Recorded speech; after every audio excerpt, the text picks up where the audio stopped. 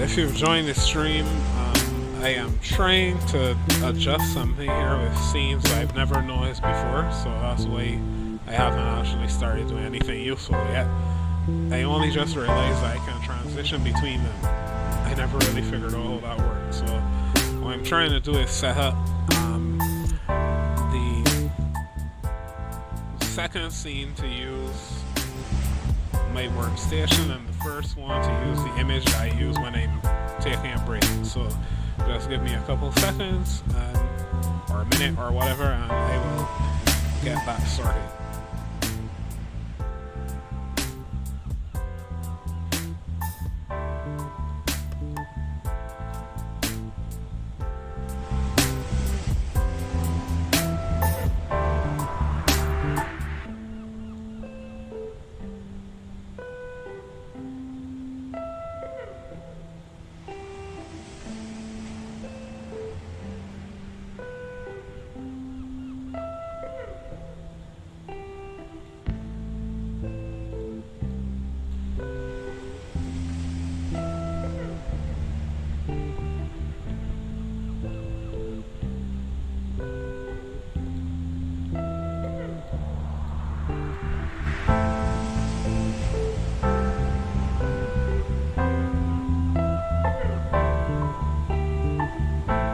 Okay, figured it out.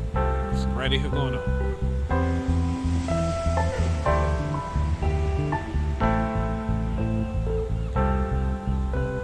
So what I'm going to be designing tonight is the title slide and content slides for the presentation for tomorrow's message at church, and I don't know if I'll throw in anything else after that. Probably not, because I want to get some of this stuff done tonight.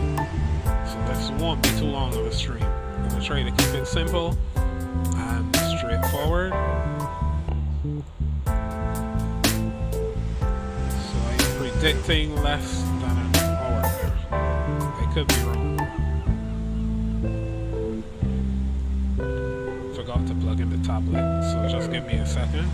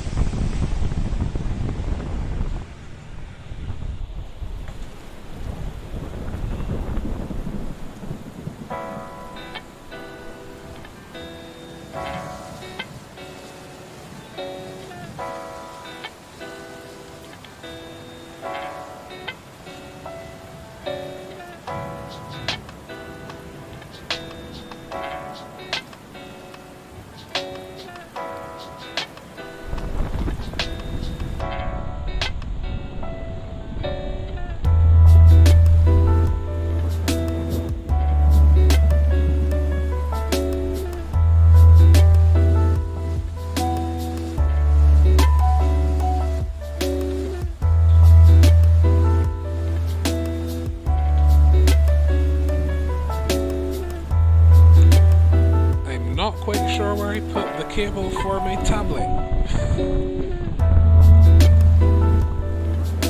So I'm going to draw with the mouse first, and in a couple minutes I'll try and see if I can spot that cable and get back to drawing the rest of this.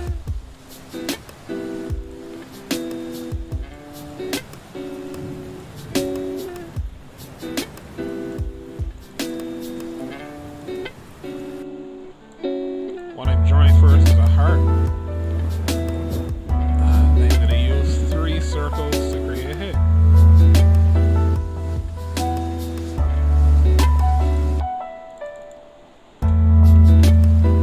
Oops, I just pressed the wrong key. I have a new keyboard and it has media keys on it, but they're on the side, so when I'm using a number pad sometimes I press the media keys unintentionally. Also has a very different layout from the last one I had, so I have to try to remember a few things here and there.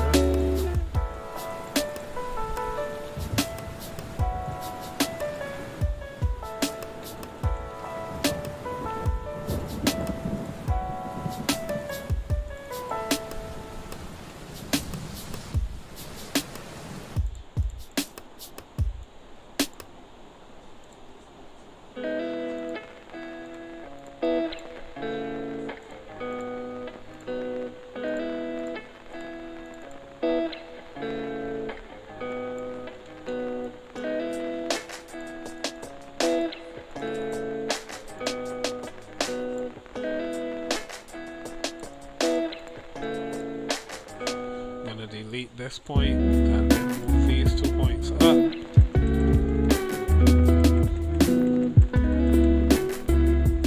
And widen them a bit.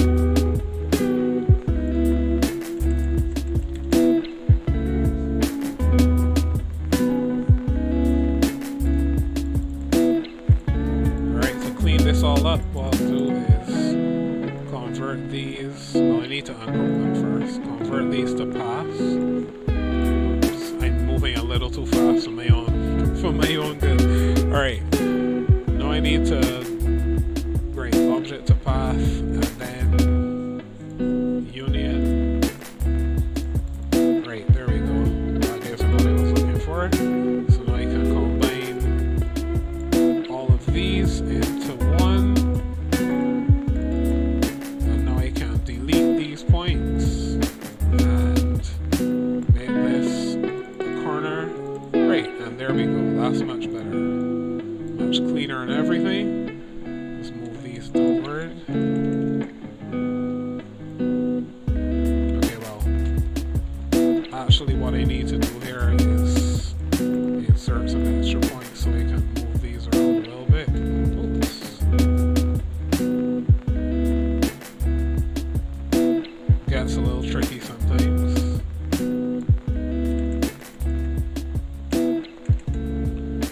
Turn on all smooth.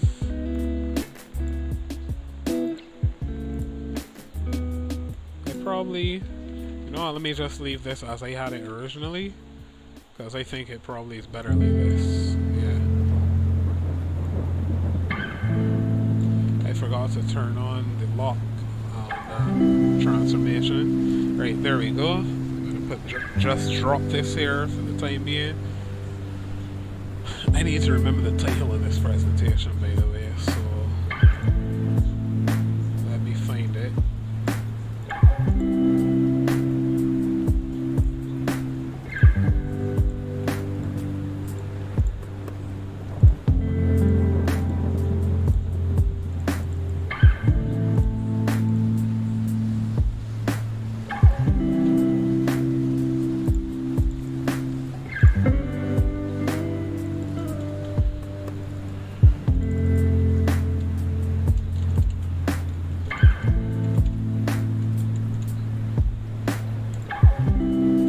Typically when I'm doing presentations for our ministry, I have a certain set of fonts I use.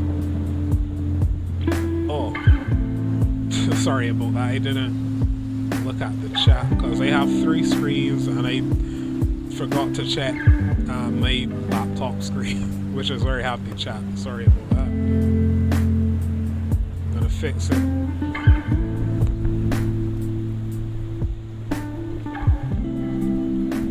Actually, let me turn up my mic volume as well, because that may be part of the problem.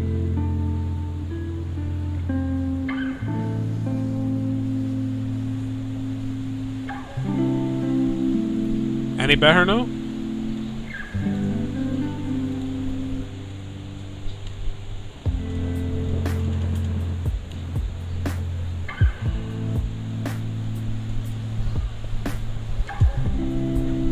The thing is, I technically could hear myself, but I don't have my speaker on at the moment, so I can't hear what I sound like. Plus, it's delayed for me, so I wouldn't be able to hear myself talking in real time. Kind of strange how Twitch works in that regard. I don't know why you can't listen back to yourself in real time, but you know, it is what it is.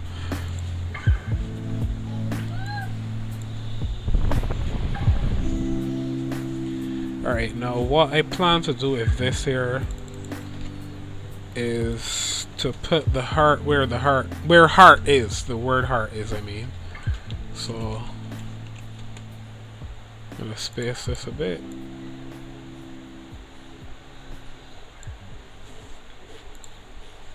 Oops. Alright, I need to move things to some different layers so that I don't get any confusion.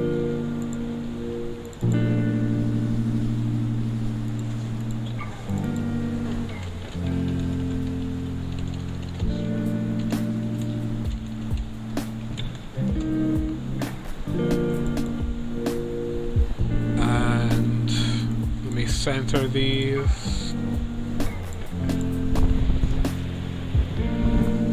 If you're hearing any extra noises, I have an audience in person as well, so my apologies if you heard any funny noises, like mouth noises, because you know how children are.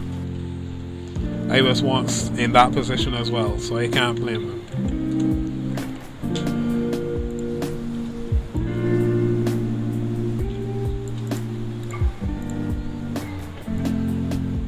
Object to path on the text, and now I can turn all of these words into individual groups.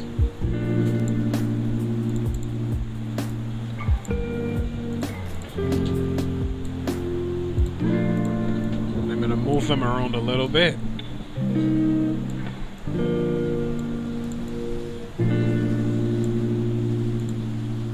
Turn this one white.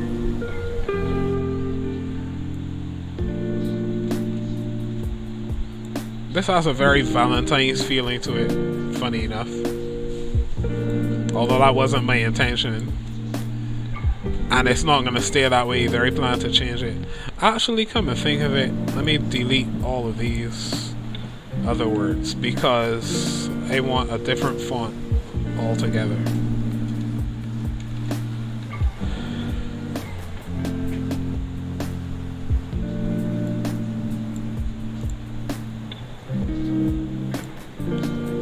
I still have no idea where I put my cable for the tablet. I have to stop and take a look around shortly and figure out where I put that, because last night I was extremely tired, and well, more like this morning, I slept in the morning. When I went to sleep, I was extremely tired. I cleared everything, and I cannot remember everything that I did. I need to change my habits in that regard, but until then, I'll have to do some looking around.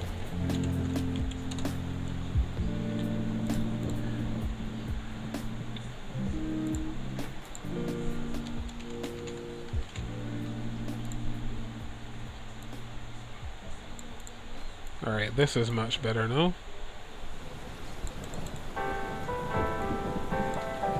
I don't know why they decided to group those together. I never asked. But that's computers for you. They do stuff that you never asked for.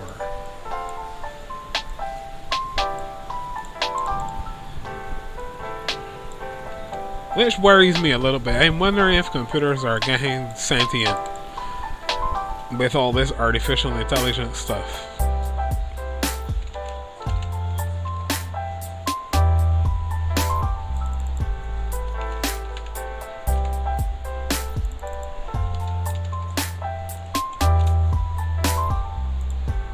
mean, if cats know what they're doing, then it's not that much of a jump to think that computers know what they're doing.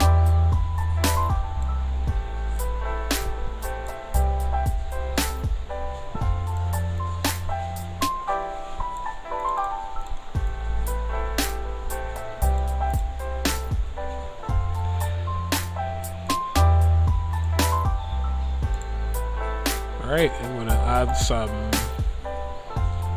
edges to this, strokes as they're called professionally.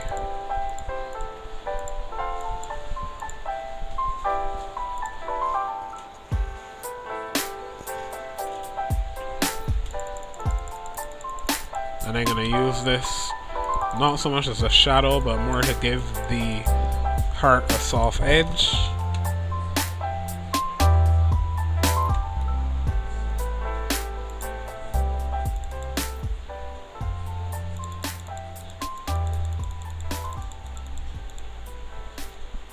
I'm going to scale it a little bit because, okay, wait, snapping is on. Always remember to check and see if snapping is on whenever you find that you're trying to resize something and it's jumping from the position you're moving from to something that you really don't want. Probably it's that snapping is enabled. Okay, so I'm going to duplicate that, take the blur down some more.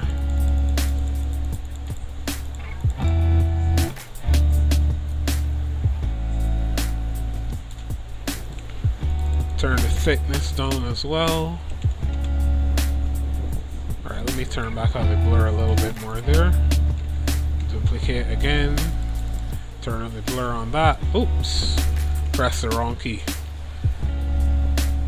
Still getting used to this new keyboard.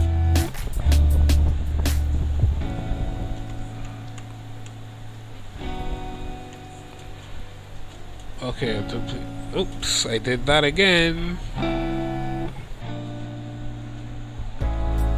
Alright, there we go. Now, I'm going to bring this back down again. Choose a darker color.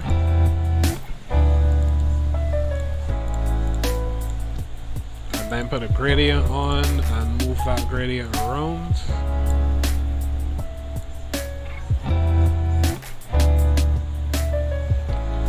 Now, even with the snapping disabled, you can still tell if you have a straight line or not, because there will be no jagged edges on this line here, so it should be pretty straight. And if you want to be absolutely sure, you can enable the grid by holding shift and pressing 3 on your keyboard if you're using a standard US layout. And with snapping enable, you can drag it to the grid points and it will snap to grid. Then you can turn it back off with the same keystroke, turn snapping back off, and there you go. Oops, wrong one. Let me make sure I have the right thing selected. Okay, there we go.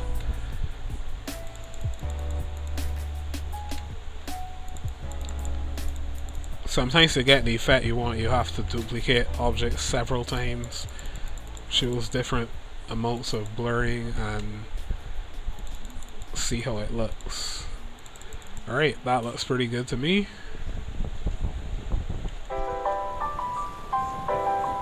Now I'm going to duplicate the heart itself, resize it, darken it.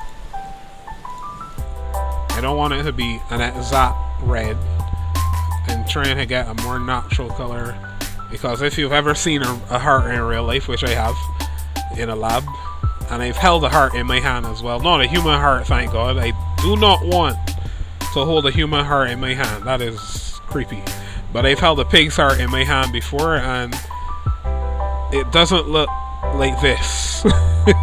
It is not a bright red color, it is much darker than you would imagine.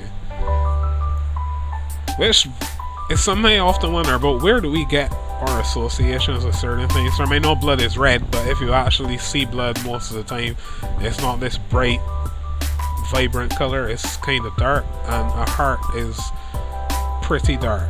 So I'm wondering where we get these ideas from, like, I love you with all my heart, and then it's this bright red color. That's not realistic. That's just how my brain works, though. Most people don't care about those things. For some reason, I do.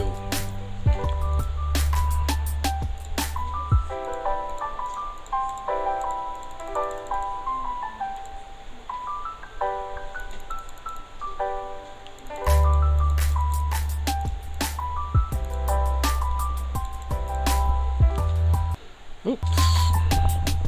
I keep pressing my media keys when I mean to press my number pad. They're so close together. Okay, so for the next part, I definitely will need my tablet, so just give me a couple minutes and I'll try to get that sorted.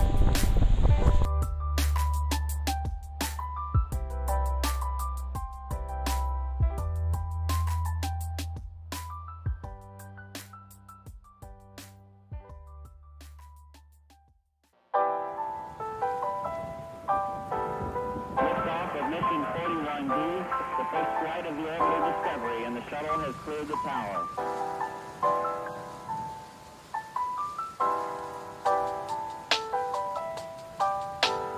Discovery's 4 computers now have primary control of critical vehicle functions.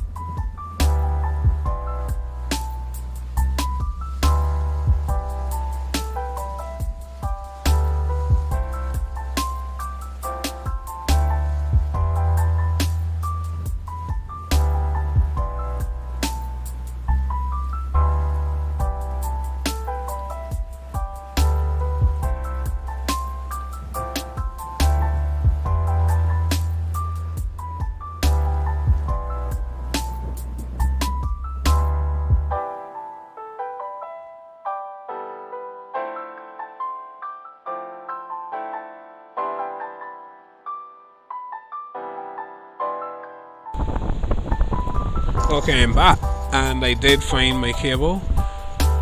Apparently, I put it with my laptop's power card and somehow got the two mixed up because I was that tired. So, pro tip, anytime you have to put away your laptop power card and your tablet power card, make sure you're not sleepy and doing it in the early morning. I don't think that's going to be useful to anyone except for me, but just in case it is, never put away your laptop power card and tablet power card while you're sleepy.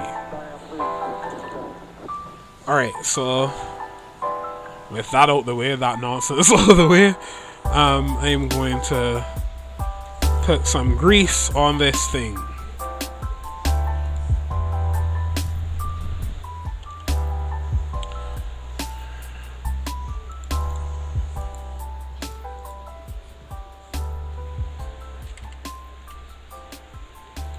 So I'm going to use the layer that is in between the background and the top layer where everything else is for now.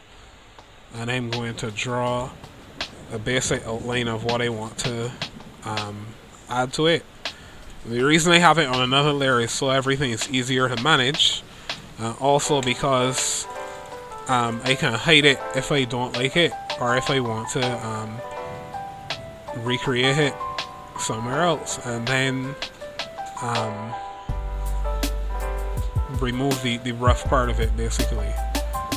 So I'm starting just with a rough outline of what I want, which is a puddle that will look like it's pouring off of the heart. In fact, for now, let me move this to the upper layer because I may put some of it flying over. So I was going to put it behind only, but I think I'm going to put some above it.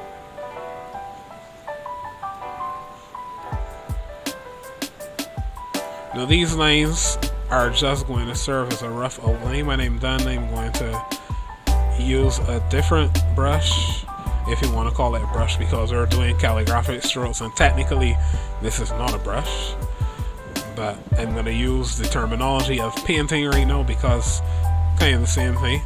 So I'm going to use a different brush, if you want to call it that, to fill in these areas that I'm drawing.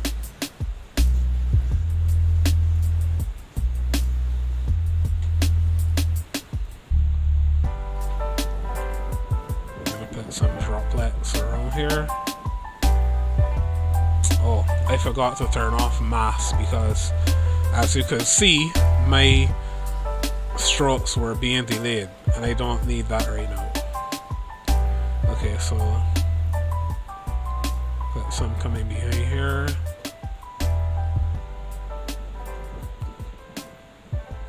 Some coming around here.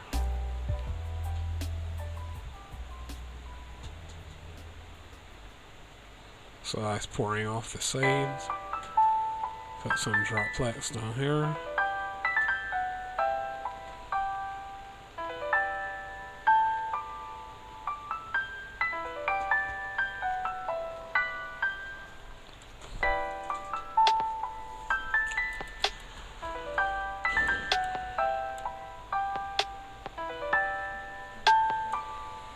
I'm just going to zoom out so I can see what this looks like in rough. Alright, I need to add some more coming over this way.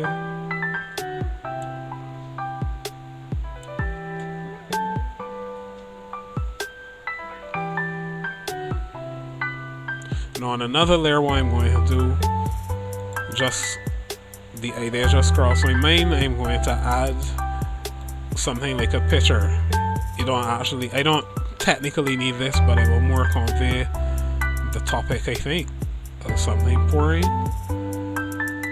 And again, all of this I'm doing is rough, so I put it on different layers, so if I want, I can later remove them, try a different idea or whatever. So I'm just going to draw a rough picture from the front view.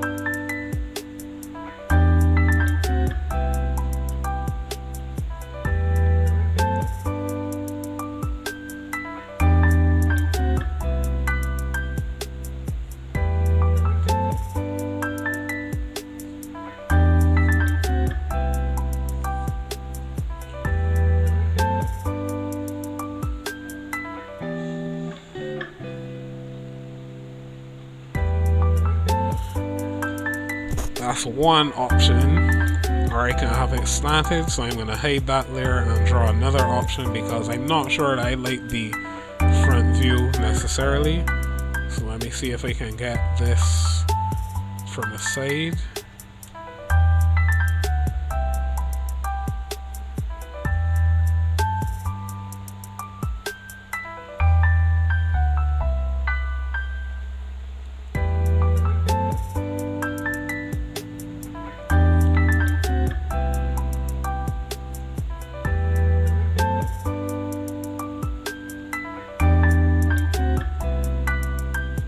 If you've watched some of my previous streams, you would have seen that I have techniques that I use for simulating 3 dimensions. I'm going to show another one of them, which is basically using lines to simulate curvature.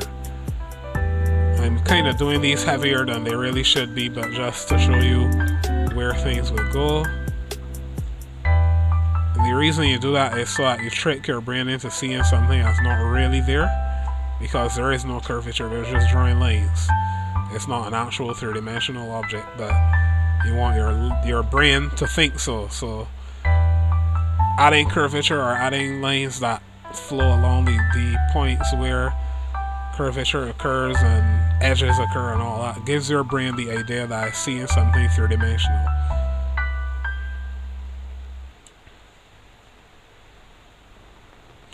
Now another cool thing is because I'm doing all this on another layer, when I'm done here I can select everything even though it's not in the correct position, and I can move it without affecting anything else. See, so now I can put this in the position where it should be. Let me move it up and resize it a bit. It doesn't affect anything else. Now I'm going to draw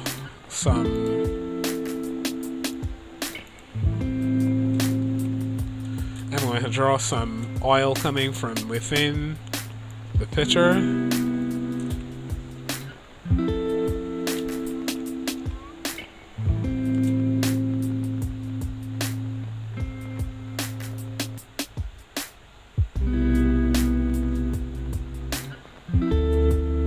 Right, so that's where that would flow to. Then I'm going to just put some lines in here to simulate curvature, which would be filled in a real object if I actually go ahead with this idea. Give it a little rim as well.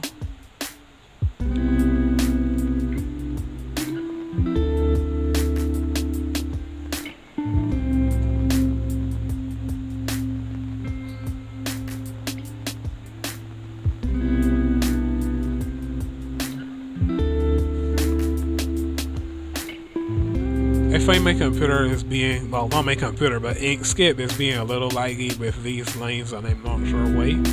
It's also coloring them in two different colors, but I guess that may be an update because I'm using the snap version of Inkscape at this point in time, which is automatically updated. And that's a big debate in the Linux community that I don't get involved in. I just use the app because it's convenient, saves me time, and you know, all that stuff. But other people complain and say, oh, I don't like my apps being automatically updated, and I understand that because, like, if you're like me and you're using stuff from the trunk instead of using an actual release version, you can run into some problems here and there. But as for me, I'm not that bothered most of the time unless things won't start, and then I'll get bothered, then I'll complain about it.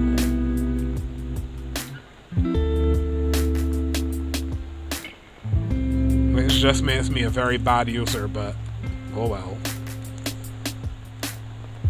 Even when it's open source software, we have a right to complain because we are human, right? Not true, but I'll pretend that's true.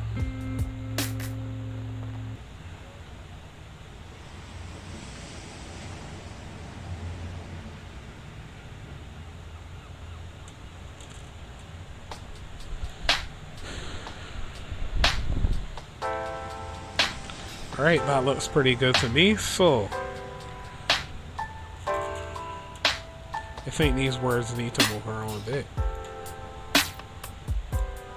Oops. Oh, thank God the wrong there was selected just now.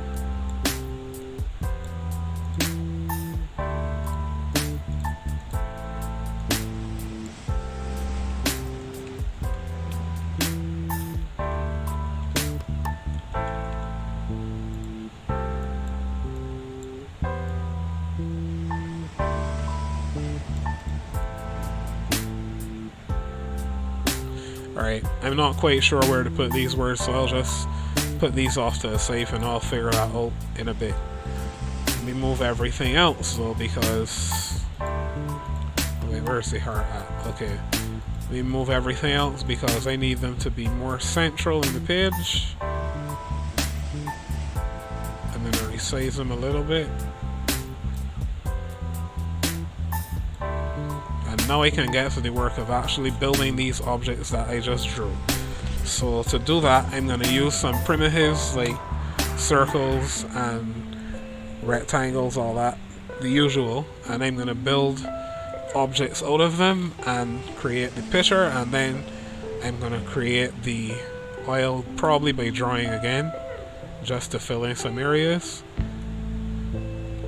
Alright, let's see how this goes now. That was the one I don't want.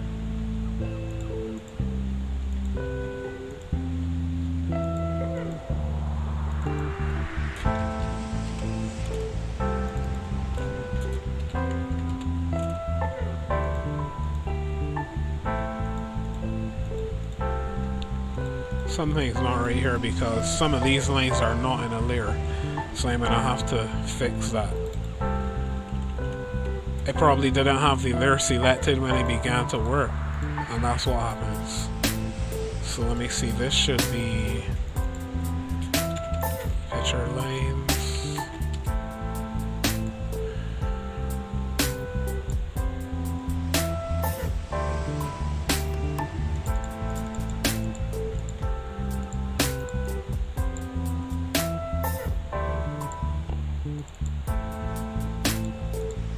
Right, there we go, much better. Now, I'm gonna add a layer underneath this. And in here I'm going to create the actual picture. Start first with a circle, and then another circle behind here, which will form the back end of it.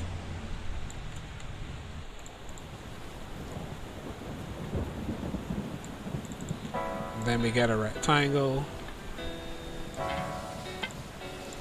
Rotate the rectangle to match up with these lines here.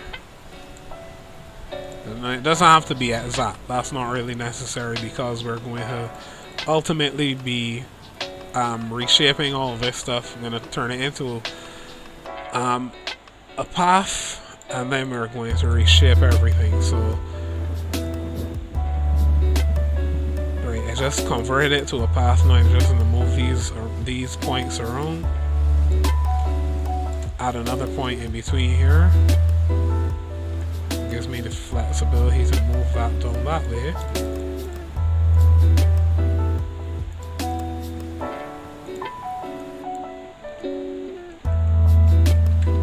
I'm moving this one with the keyboard, by the way, because I don't want to use my hand, which is a little less accurate. Oops, I didn't mean to scroll. Okay, there we go. So now when we turn off picture lines, this is what we'll see. Not exact, but close enough. So I'm gonna resize this circle a little.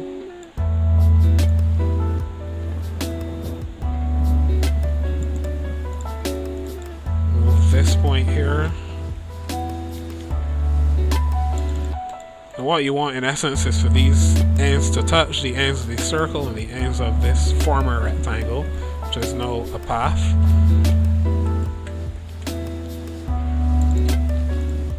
They don't have to be exact either, by the way. It's just a matter of getting them approximate to their position, their final position, because it will save you some work when you're done. This one can be hidden up in there. It doesn't really need to be visible. Right, and I need to move this one down a little bit.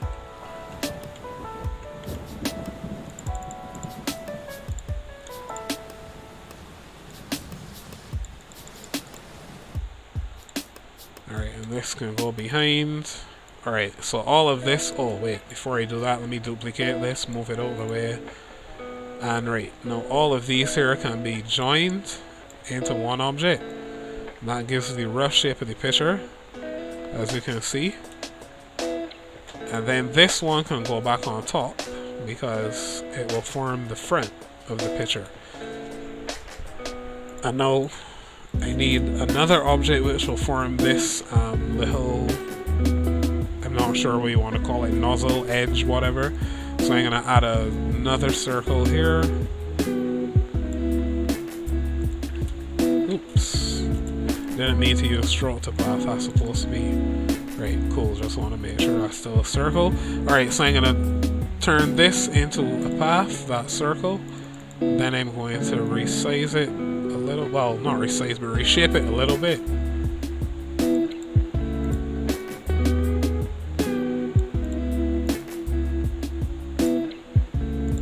Turn on auto smooth on that.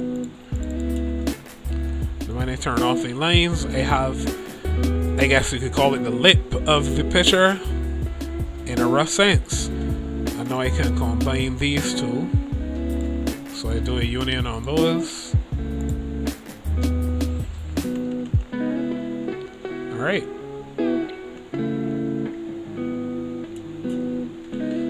In fact, let me duplicate this, then combine those two. Union. And then I'm going to... Alright, cool, there we go. Sorry, then I'm going to join these two as well. Union on those. And the reason I did that is because I'm going to actually be reshaping or resizing this particular object here that we would have just created to form the outer rim that I drew on the picture. As you can see, it's a little thicker. So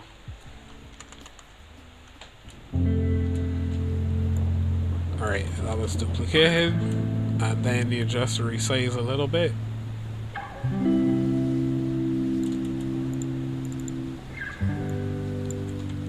move these points around as needed.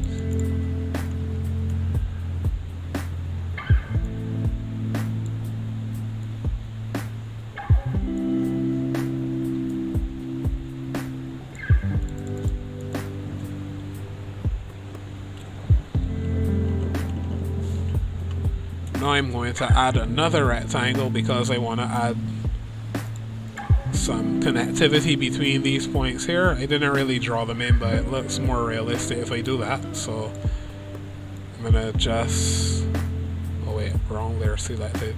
Alright, I'm gonna just draw this here. Convert object to path, rotate this a little bit.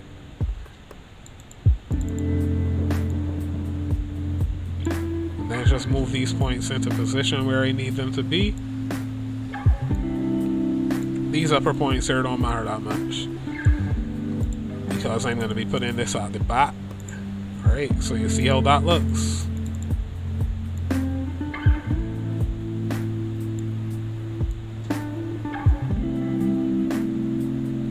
Actually, I'm going to end up using this point after all because I want to move this back a bit here. Turn auto smooth on this one and move it around a little bit. Give it some more body. I'm going to add another point in between there and there.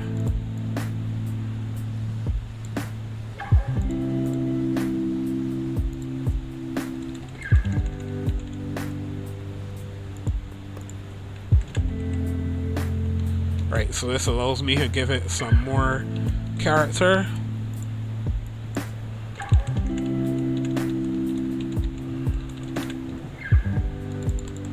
Right, much better now. Let me just move these a little bit. I'm gonna rotate them. There we go. Not too bad.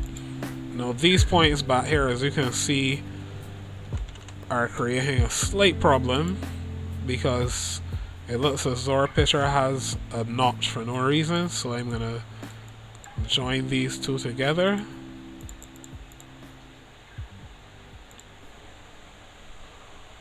I'm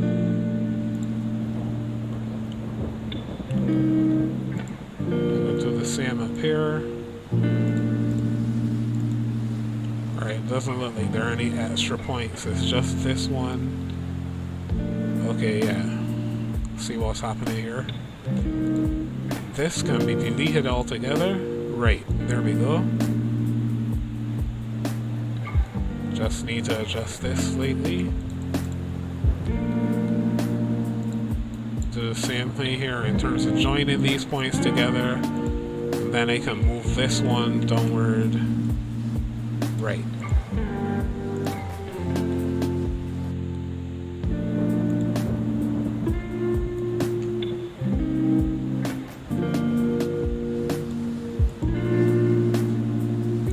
Okay.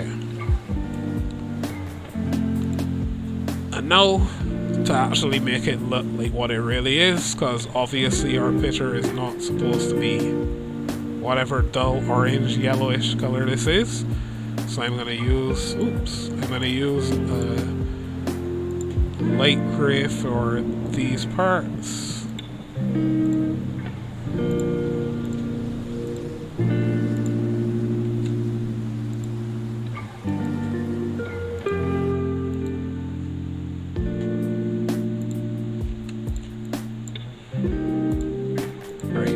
Then this inner part here, I'm going to make that a bit darker. And those are not final colors, by the way. I'm just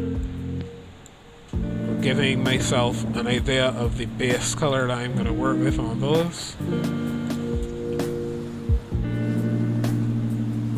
Just a second, please.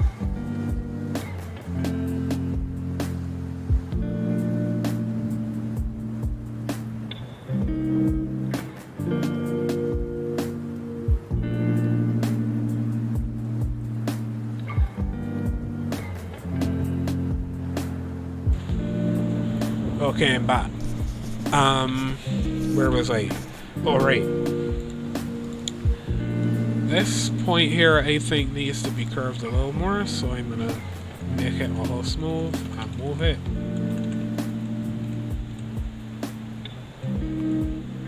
Let me see how this looks now.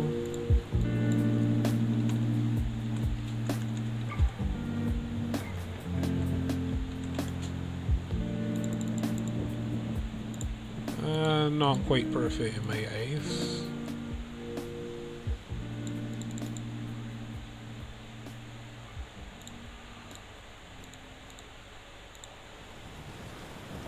I may actually add another rim at the bottom, but I'll do that later. So, right, what I want to do here now is give all of these a nice outline, but first I'm going to turn off stroke on those, duplicate those objects, turn stroke back on, and then turn stroke to a darker color.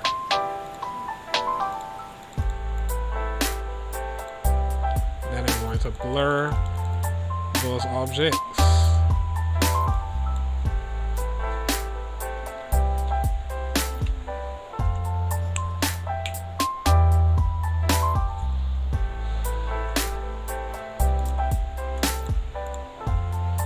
Move those to the back.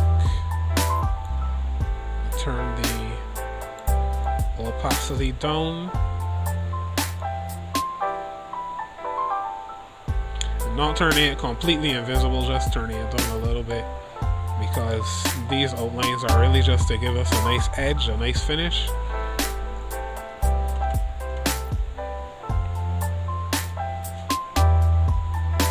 So they're still visible, barely visible, but they're giving us a nice finish. And in real life, you'll notice that some objects do have that kind of effect because of the fall off of the light. So it looks as though they have a little edge on them. That's not always the case, but especially when you're dealing with metals, if you do photography, for instance, you'll notice that a lot of metals tend to have a kind of a fall off effect because of the way that light bounces off of the edges. So that's what I'm trying to accomplish.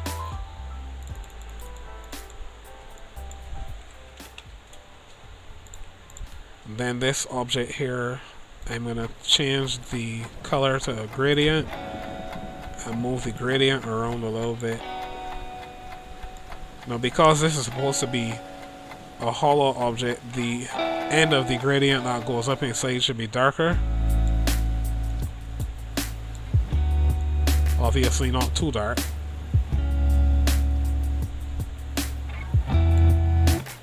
The end that is coming toward the light should be lighter.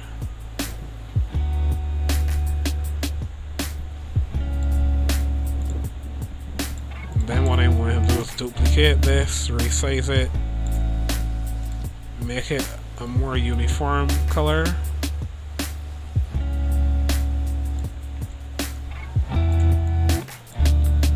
And then blur that all together. And the reason I'm doing that is because it gives you a nice fall off effect that follows the shape of the object that we have here.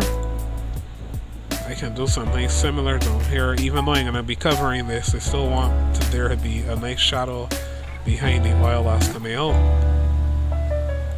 Oh, another thing I'm going to use here is a technique that I would have shown in previous streams. It's not necessary to do this, but I like to do it because it helps to keep things present in your mind, which is to create a virtual sun on another layer to help you figure out where lighting is supposed to go. So I'm just going to draw a circle here that represents the sun, the angle that the sun is coming from.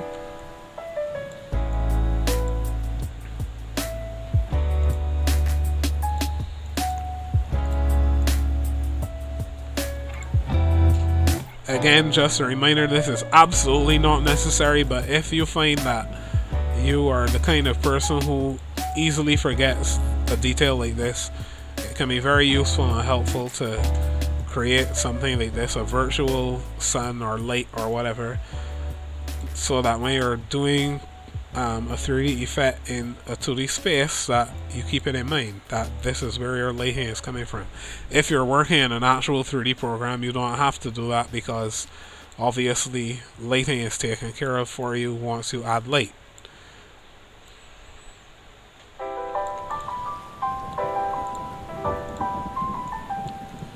Alright, so this is just a simulation, of course, as to where the light is going to fall. So that helps you to understand why it is that I'm putting the shadow over this end and then over this end. So the light basically will be coming from this direction. This edge over here should be darker, and I'm going to lighten this side a little bit. Although the very end that touches the rim, I'm going to make sure that stays dark, because if you see any real life photos of metal or a metal object of this kind, you'll notice that the light tends to be brightest toward this area and darkest toward the edges right around, because of the way how it bounces. So I'm going to try to basically recreate that in this image.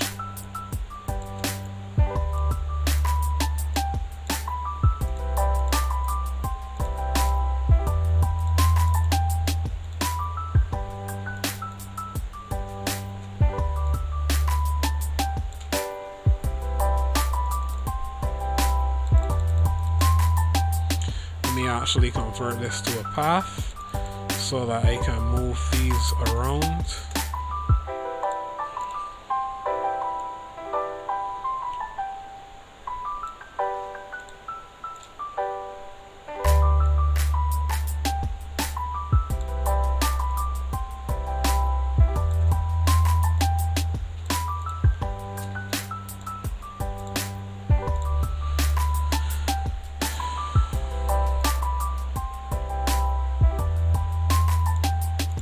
Now again, when the oil is added to the picture, some of this is not going to be visible, but I'm still putting it in place so that wherever it's not covered, that the shadows are still there.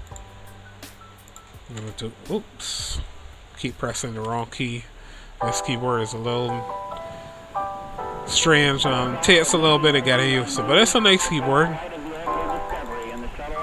And it's wireless, which I really like. Alright, I'm going to duplicate this and move it upward. Just rotate it a little bit. Now in my last stream you would have heard me talk about organized chaos. So you're going to see some areas that I allow there to be a little extra light where there doesn't need to be. That's just basically the effect of organized chaos. It makes things look more natural. Alright, let me now create another circle over here.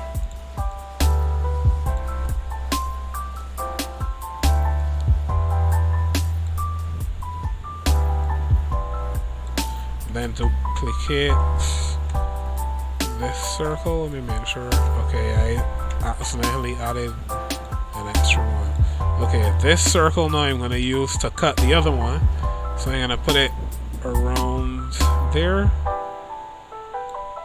Actually, let me make this one white so I can see where I'm going to be cutting.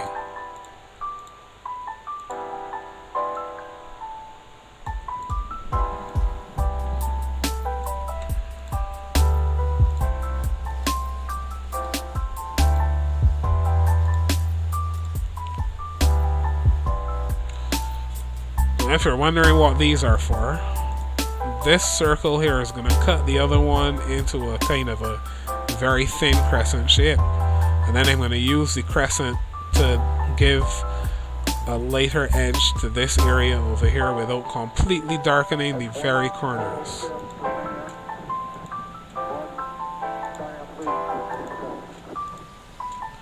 Alright, and use difference. Right, so that cuts the circle that was first created with the one that I created after it, which was above it. Now I can move this a little closer to the edge, rotate it slightly, skew it a little bit.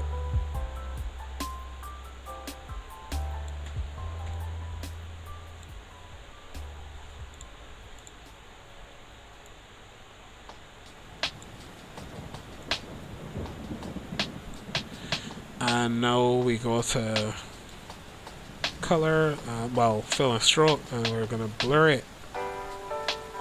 May need to move it a little bit so that it's not completely on the edge.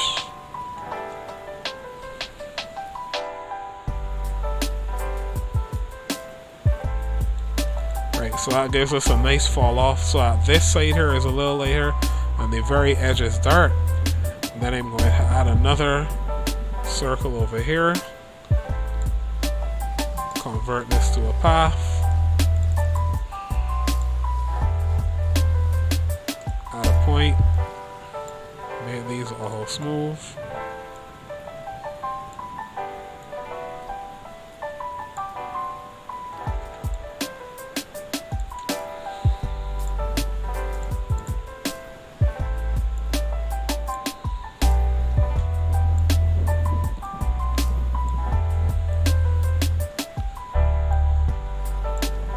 If this is your first time watching me, you probably are thinking, this is a lot of work. It is a lot of work, if you want it to be realistic. I usually take my time and I go through every fine detail and make sure that everything looks as good as it possibly can.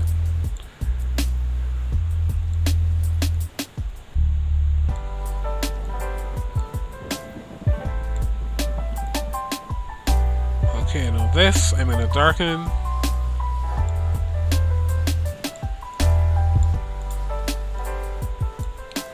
I'm going to use a gradient on this as well. A circular gradient, or radial gradient, I should say. And I'm going to blur this a little bit.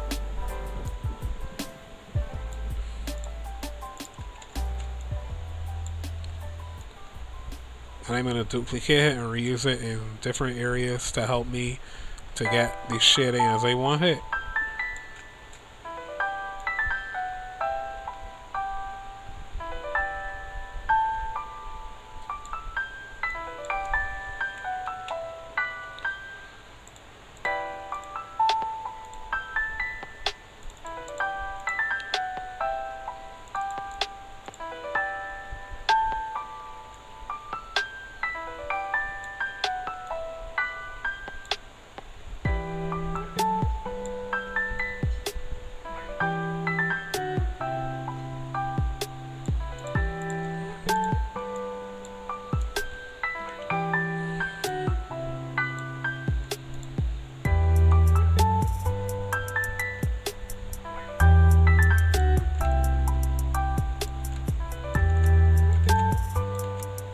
I'm doing a lot of duplicating at this point because I'm spreading this shadow around in a certain edge.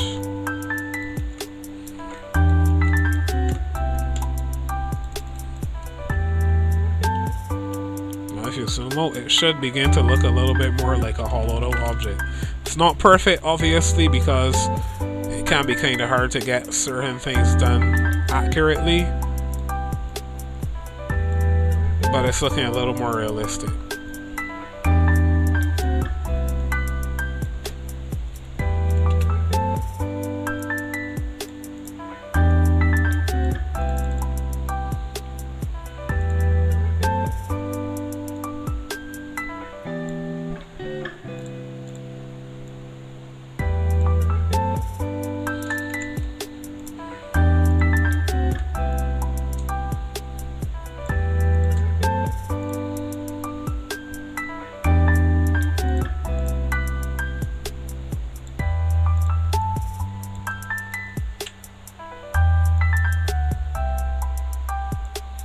Up in this corner, I'm adding this to give it some darkness. I'm going to blur this one as much as I did the last few because the light falls off a lot less up in the corner.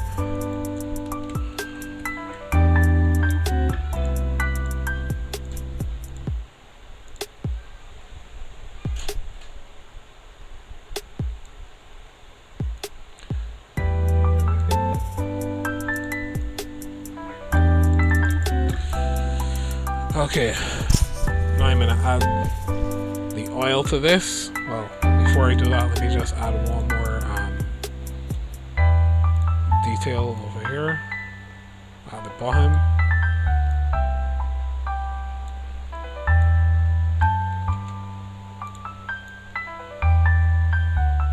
Right, there we go. Now I'm going to add the oil to it.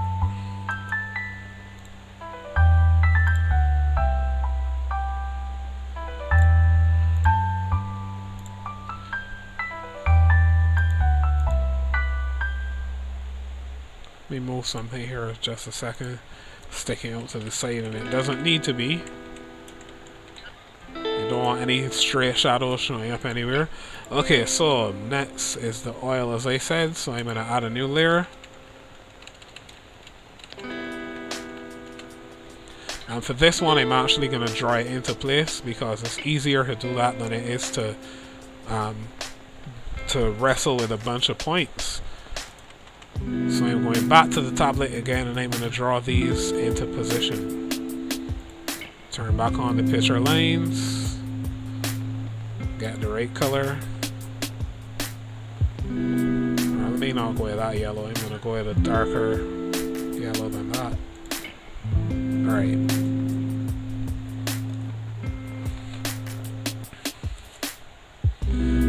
So for this we're using calligraphic strokes again, and I'm going to start with some very thin lines on the edges. Okay, not so much. Didn't want to zoom in that much. Alright, so I'm going to start on this end here. Actually, let me move this above the picture line so you can see where it will all fall.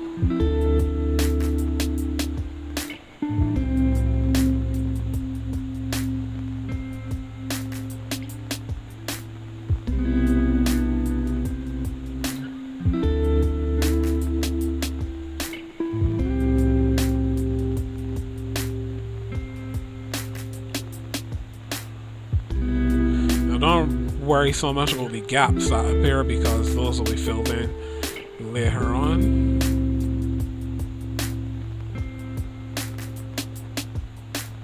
I'm going to bring this right up to the edge over here.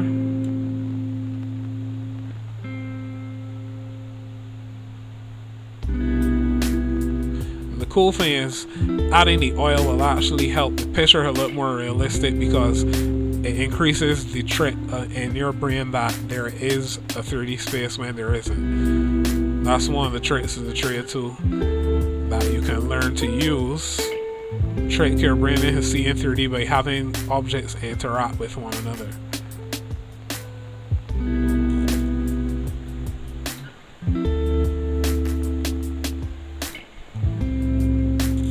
When I'm done, I'm actually going to add another layer on top of this that will cover the oil in a rim around the rim of the picture so that it looks even more realistic, because you don't want the oil to overlap where it shouldn't. So just make sure the cover all grown like that. And the funny thing is, most people won't notice these details, but as an artist, you should strive to do the best that you can, even for things people won't notice, because somebody is going to take time and look at what you've done, even if it's you. That's my philosophy. That's how I approach it. Not that you can't cut corners in life ever, but I don't really like to cut corners when it's not necessary. And there's a difference between cutting corners and efficiency, because if you're being inefficient, that's a problem. If you're cutting corners, you're not doing your job. That's as far as I see it, at least.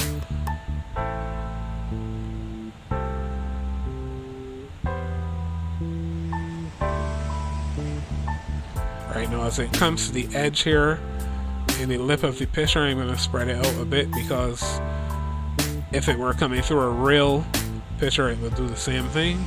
At least if it is not too viscous, it's going to spread out. And that's because, of course, they're pouring at a shallow angle. If you're pouring at a steeper angle, sorry, if you're pouring at a more shallow angle, it will form a much tighter cone first before it comes out. So for this, I'm going to spread it right as it comes out here to indicate that you're pouring liberally.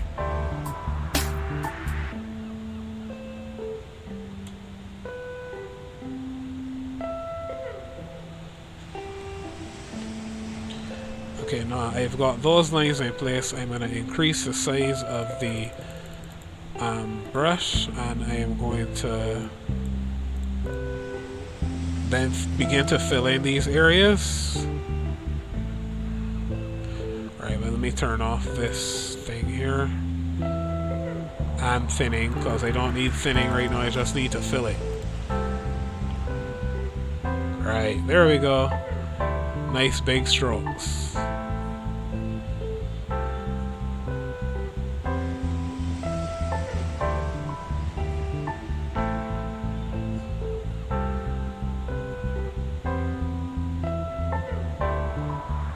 Oops. That was too big.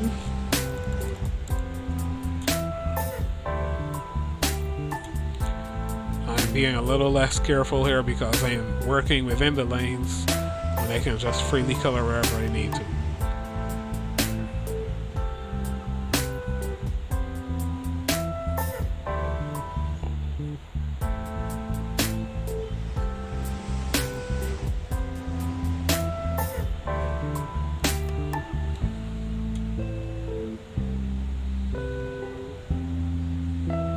All of this that looks transparent, by the way, will not be transparent when I'm done because I'm going to select everything, join it together, and give it a nice solid color.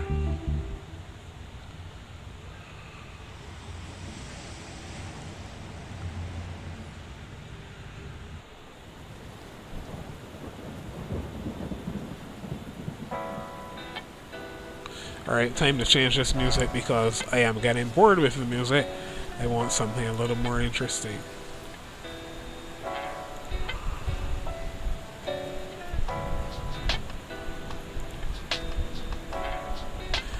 Only challenge is when you're choosing music for Twitch, you have to be extremely careful because you can get, well, not so much copyright strikes that easily, but you can get your audio muted, so everything I'm saying would be removed, which is rather frustrating.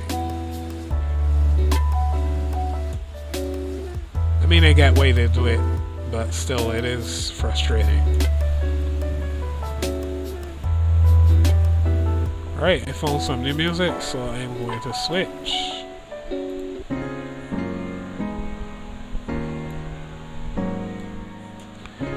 That's much better.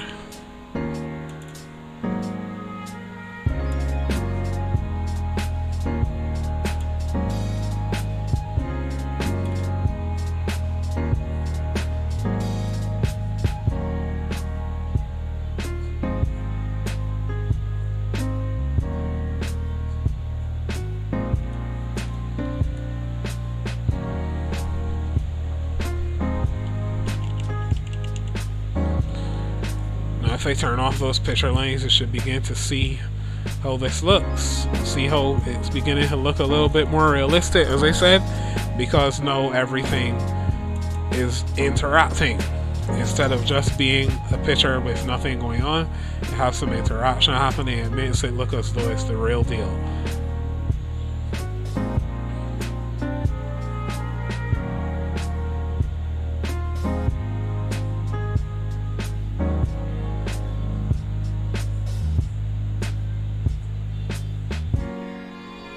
Whenever you're doing edges that need to have more curvature to them, you can use circles in your strokes. And by strokes this time I mean your movements.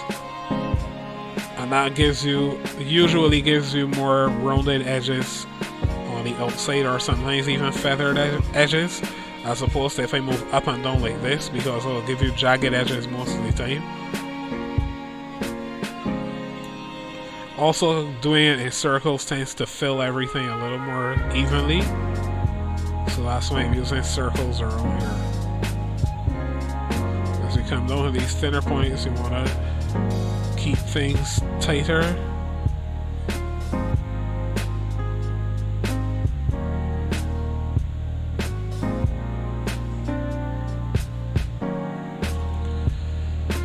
Let me see what this looks like if I turn off the picture. Not picture lines, sorry, the oil lines. Not too bad. It's actually looking close to realistic. Now I still have to add some color information of this picture to make it look a little more realistic as well, but I'll get back to that. I want to put the oil in so that I have a more full picture of everything, and then I'll get back to that.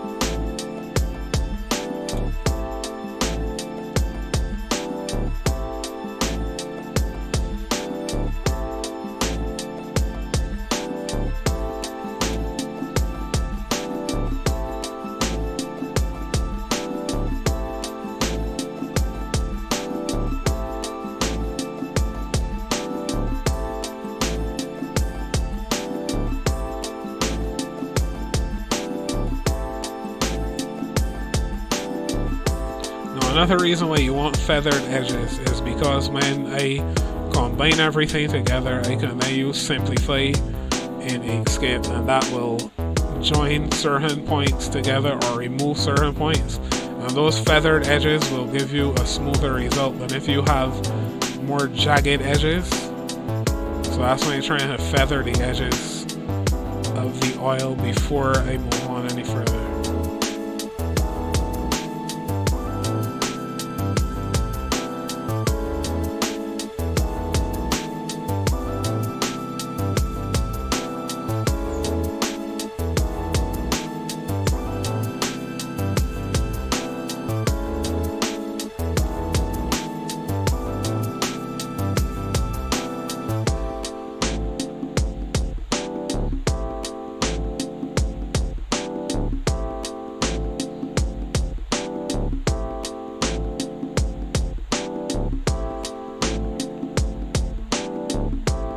Another technique that I've learned is when you're trying to create certain effects, follow how nature moves. So take for instance, this oil is pouring down, use strokes that are up and down, and you can get an effect that looks like the real thing.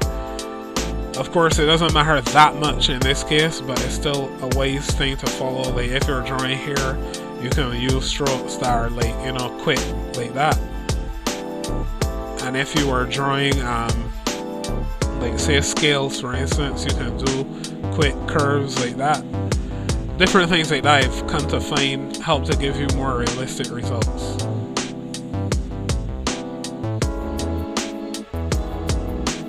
Like up here where it is sitting on top, I'll use the circles to give those feathered edges. Then when I get back to here again, I'll use those up and down lines.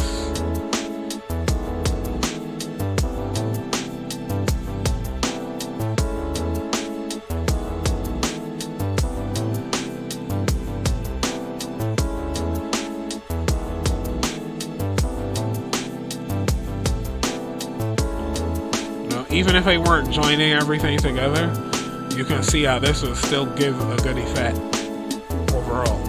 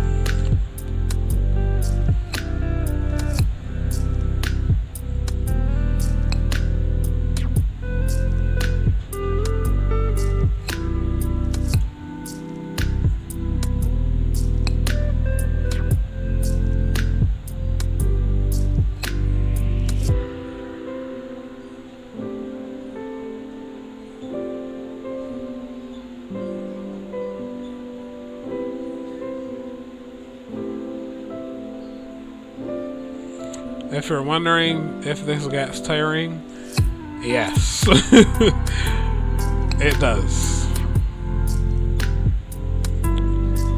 But after years of experience, it doesn't really tire me that quickly, so I'm still doing pretty okay with this. I've been drawing like this since I was a child, as much as I possibly could. Even when I should have been paying attention in school, I found ways to draw in my notes. Still managed to do pretty good, but that was just my thing. I'd be paying attention, writing notes, and as soon as there's a break in transmission, drawing.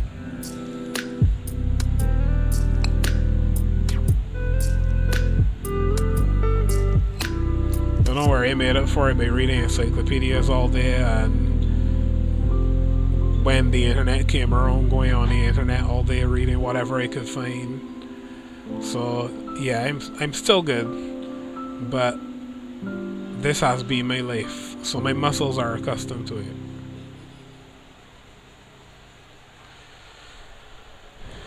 Alright, I'm gonna just even this up a little bit here.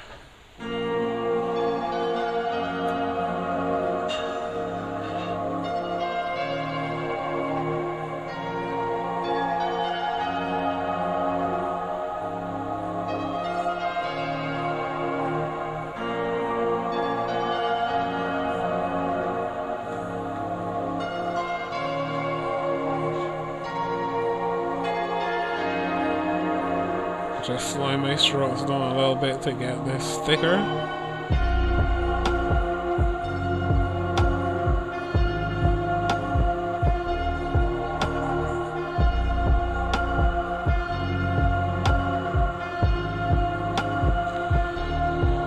Almost done with this part.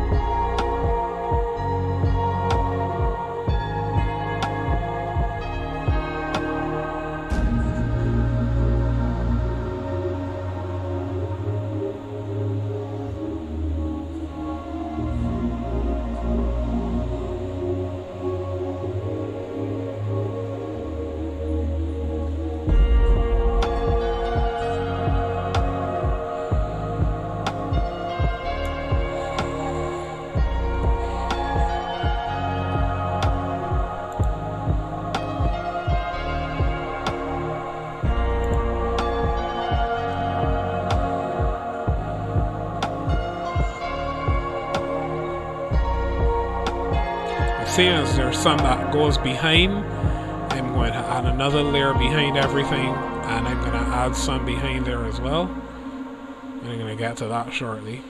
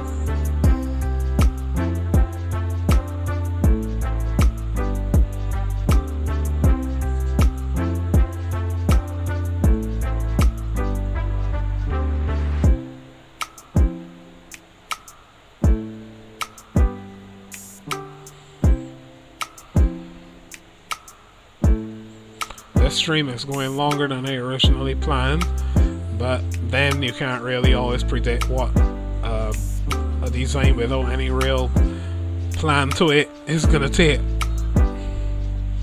I did have kind of a concept in mind before I started, but I wasn't 100% sure where this design was going to go, so not surprising it took longer than I originally predicted.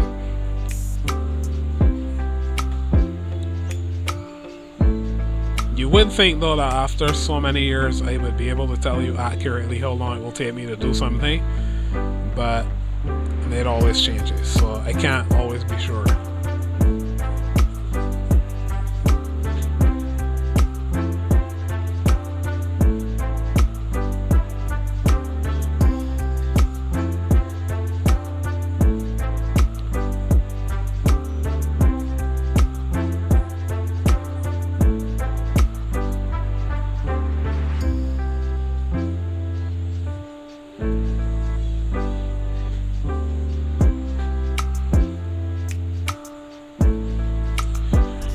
Okay, now we've got all that done.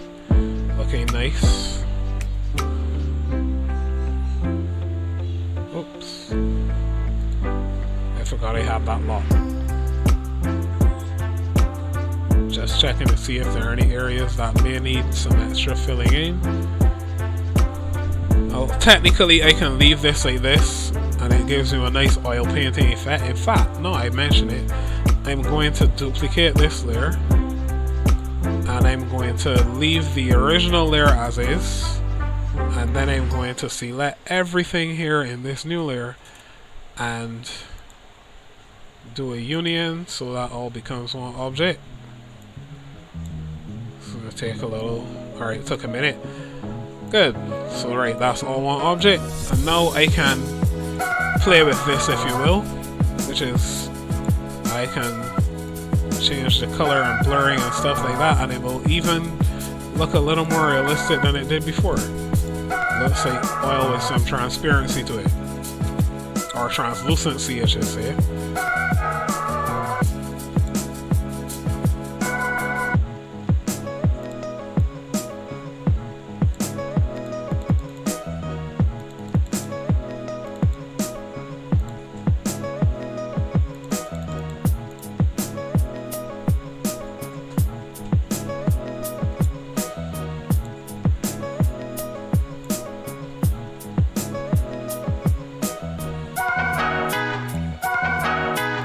Let it fall off to the edges here. Alright, that's nice right there. And now I'm going to duplicate this again. But this time I'm going to turn off the fill, turn on the stroke, bring that down.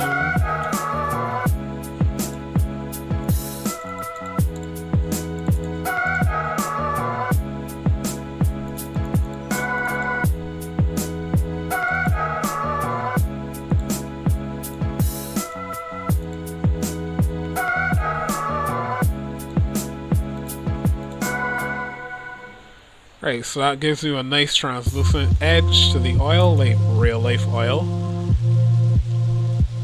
Looks a lot more realistic.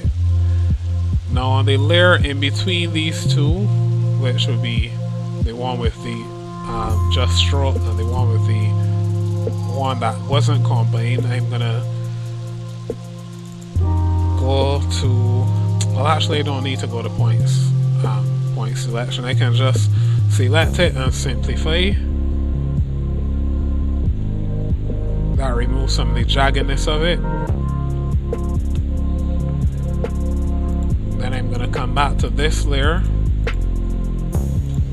select everything. It's going to take a little while to do, or at least I think it will. Okay, like it didn't. Okay, good. Inkscape didn't slow down. Thank God, it actually survived that. Right, so I'm just gonna simplify these.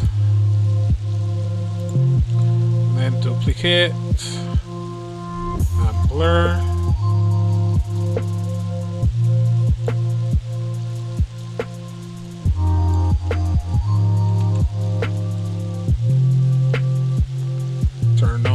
opacity some more.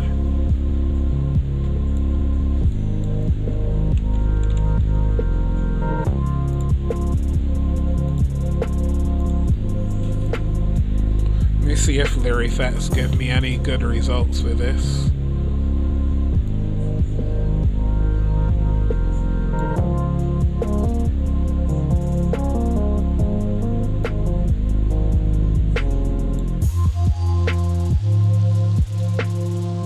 I like how luminosity looks. That looks pretty nice. Of course, not exclusion or difference, because those are going to look really weird.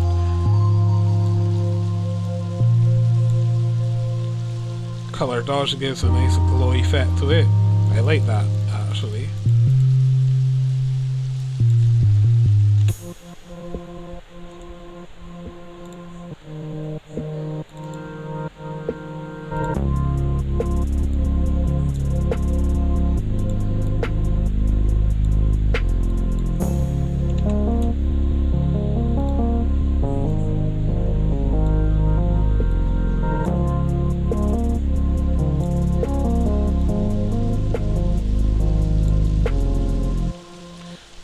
I think I like it more with luminosity than with the color dodge, actually.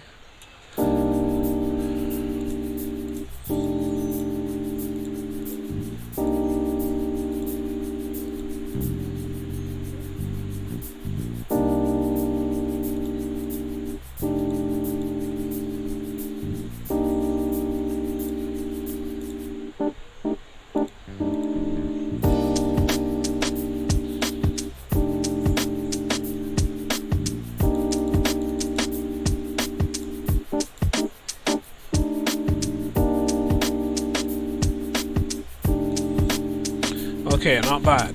Now what I'm going to do on top of this oil is add a slight sheen to it.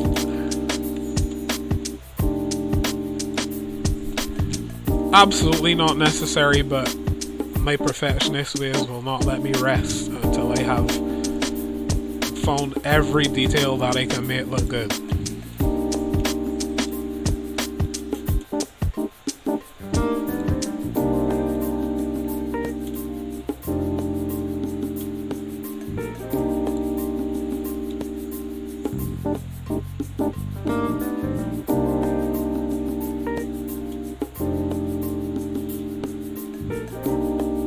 And for this, again, I am using the tablet because drawing these details with the mouse is not that easy, and I don't get pressure information, so I'm going to use the tablet for that.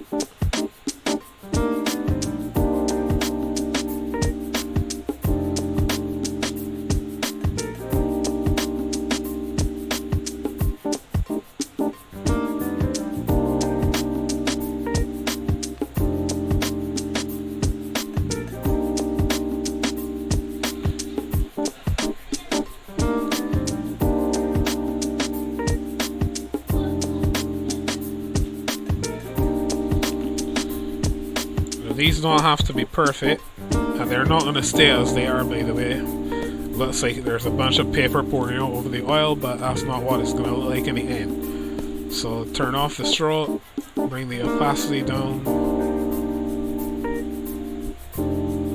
You can already begin to see, if your mind is geared toward this stuff, you can already begin to see where I'm going with this. Let me simplify these a bit. Right, and then I'm going to group them. You can resize them if you want.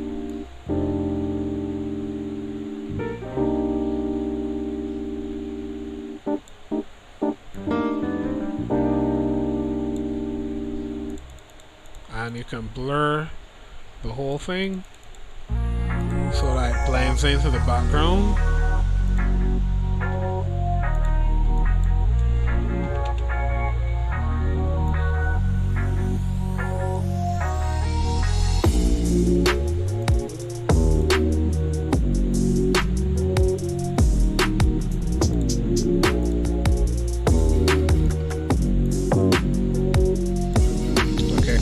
Doesn't make any difference either side, so Let me duplicate this. Let me see if overlay will do the trick.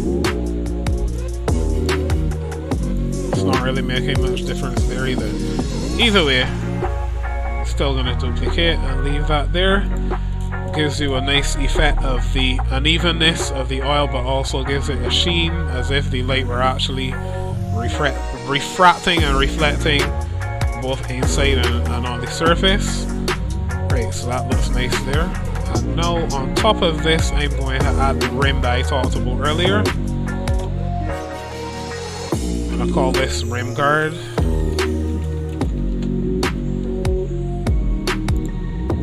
For that, we just need a circle.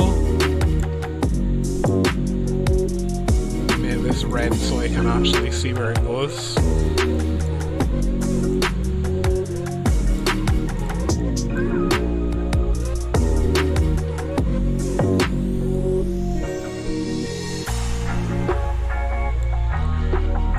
Turn the stroke on, turn the fill off. Make the stroke about, oops, not 85, I meant 5. Right, make it about 5.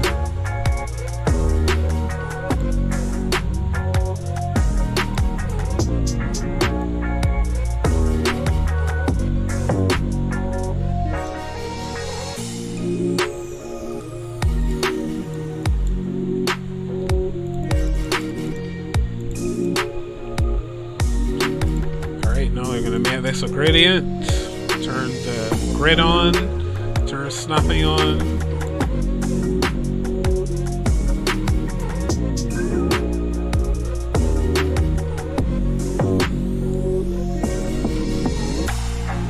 You want this slightly slanted because you still have to remember lighting. So this part up here, oops, this part up here can be, well, kind of bright. Turn the opacity on for this. Well, turn it up, I mean. And then down here will be completely transparent because the oil is passing through there. We're going to add another point and bring this down. Perfect. So that where the oil is coming out is not completely covered. Let's turn off this grid. Now it still looks transparent if you zoom in, but if you zoom out it's not too bad. But what I'm going to do here is duplicate this object. Right, good, it was duplicated. Okay, duplicate this object and then resize the stroke. Bring it down quite a bit.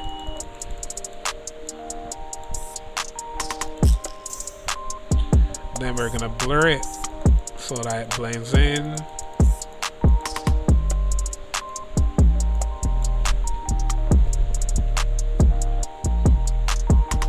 I'm going to do that one more time. Turning the blur down a bit more and the size. Alright, so that gives you a nice rim that covers where the oil is coming out and gives you a nice silvery effect on the edges of that. What you can do as well, duplicate another time, turn stroke to solid, turn that to black, resize this a bit. That's in the form of an inner edge. Turn the blur up. Then what you want now is the gradient tool again. You can just move this around like that. Make sure the bottom is transparent as always so that it doesn't cover the oil.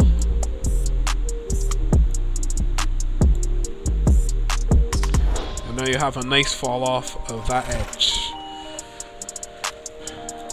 Actually, I'm going to duplicate this and change the blurring a bit again just to increase realism.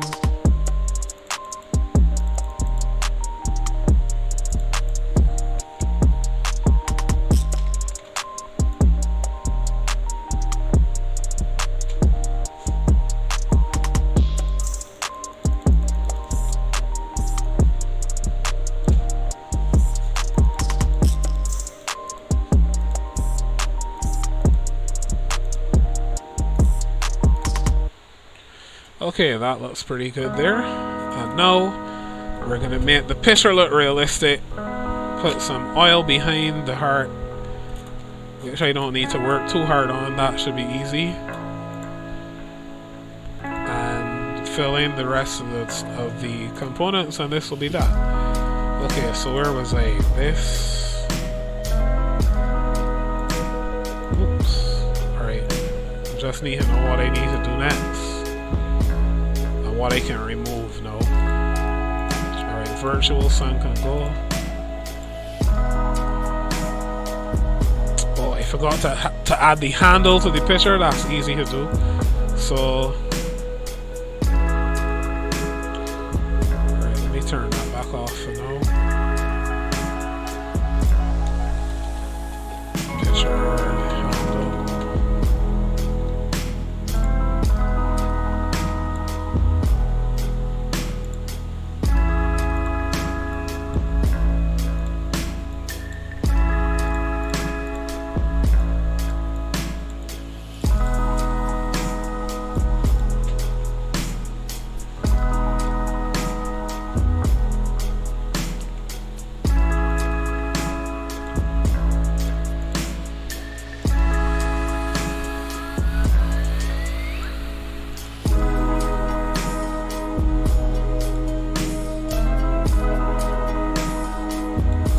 For this, I'm using a simple circle again, and then I'm going to duplicate it, cut it, and do a little shading, and that will be that. Doesn't take very long to do.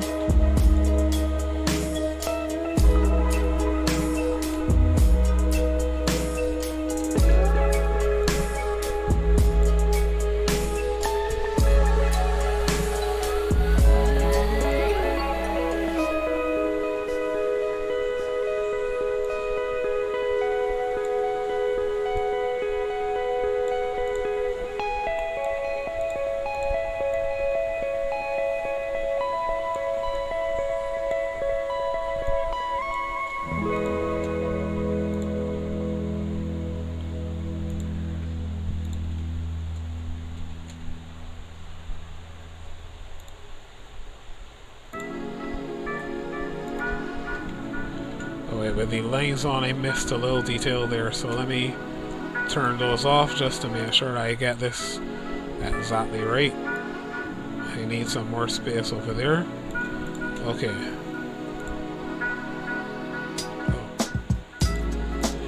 Okay, now I'm going to add another couple circles, and we're going to merge all this together to give us the points where it goes in onto the picture. Move this up. This up.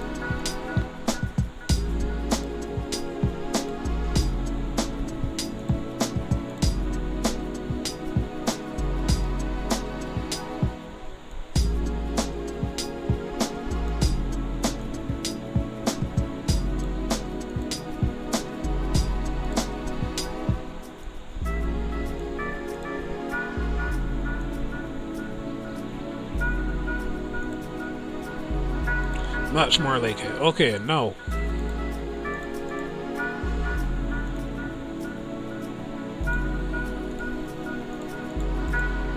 Why can't I seem to... Oh.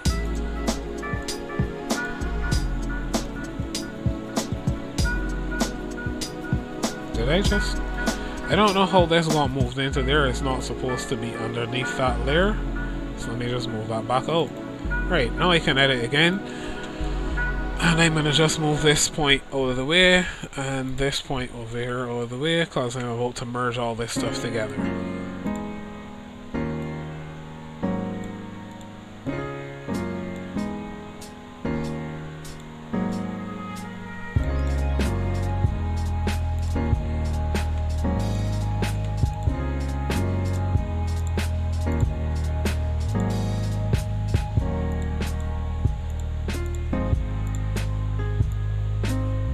Alright, good.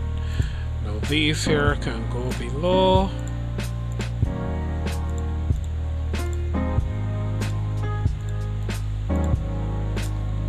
The reason I kept those two circles as duplicates is because it can help me with adding some edges where it meets the picture. Just blur them a bit.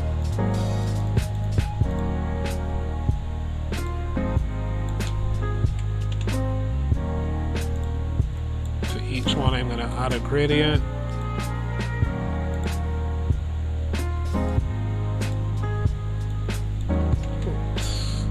Right, now the reason for the gradient is so that the shadow doesn't go where it doesn't need to go.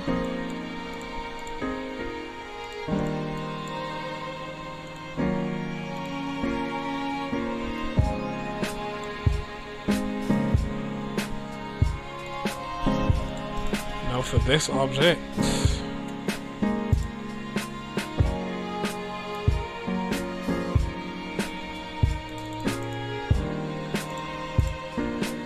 change the color on this to a gradient.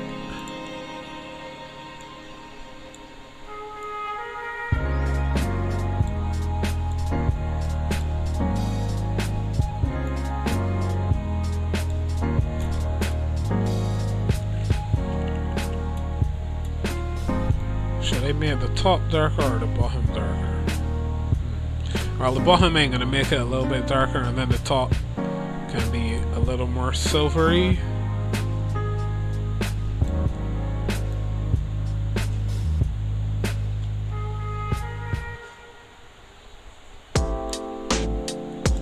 Okay, now with that done, time to finish off the whole picture and move on to the other stuff. So picture lines can go, I believe.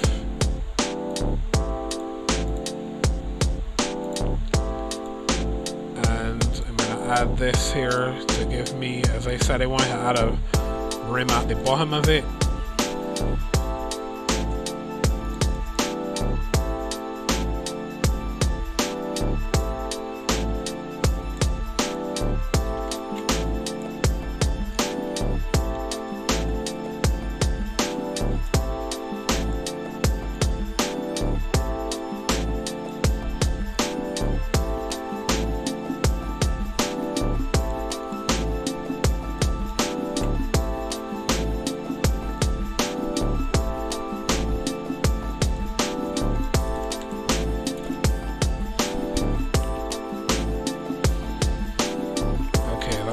There.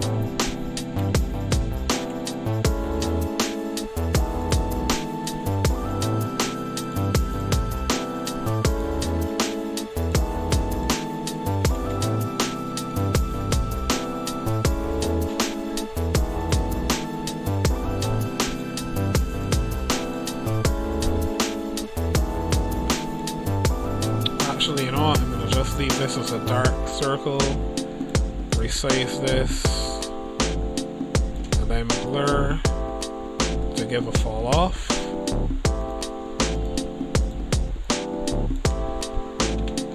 Move it down.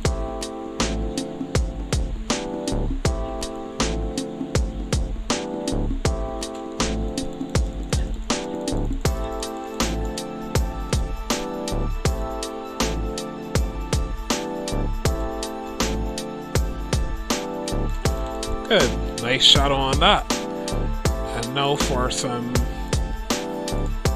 shadows, well not shadows, more like shading on this picture. I'm going to add some strokes and then blur those.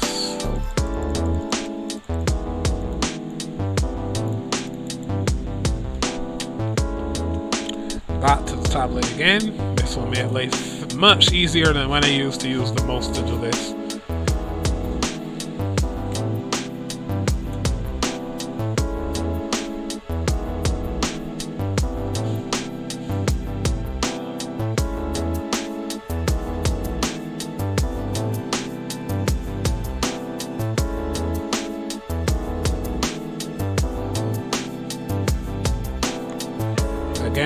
using some organized chaos in this, putting some layer color around different parts of the picture, which will then be blurred to give the effect of shading.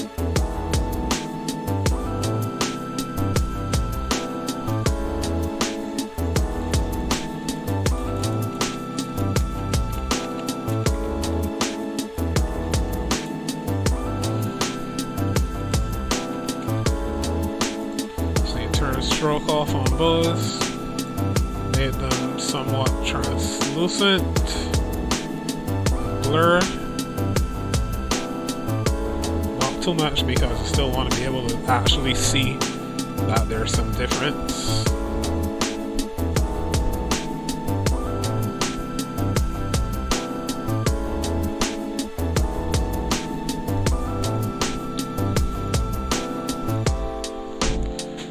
And now I'm going to add another layer with some darker strokes.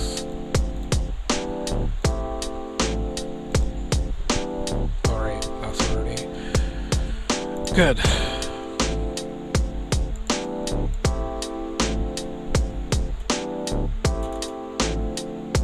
So these, I'm going to put them more toward the bottom because of course that's where the light falls off more.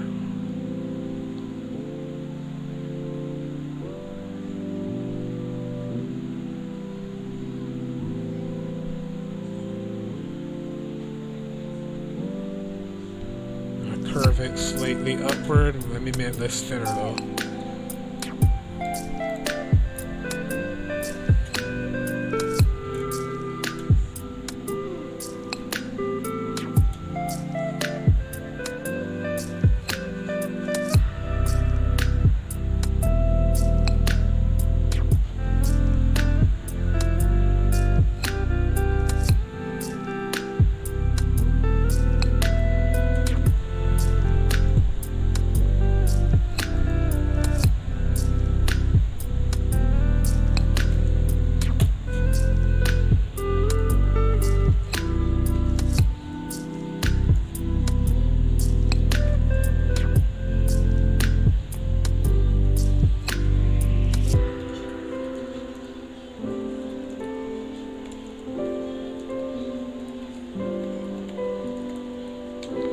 I think we may have just had a slight dip in bandwidth or something because it just had a connection issue on my laptop, so I hope nobody who was watching had any issues with being disconnected or anything like that.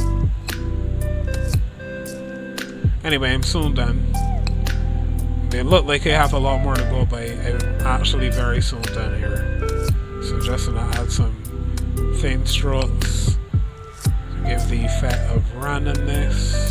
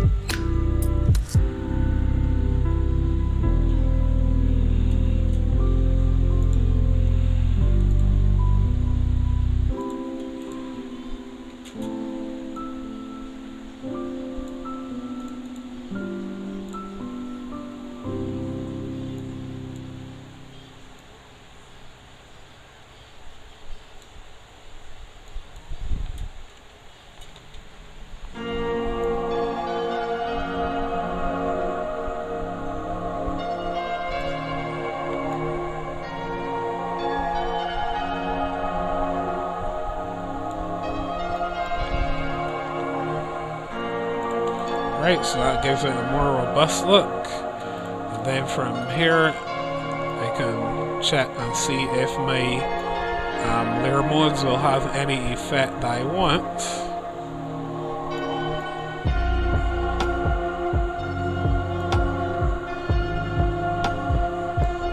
Sometimes using layer modes helps to bring out the realism, sometimes it doesn't.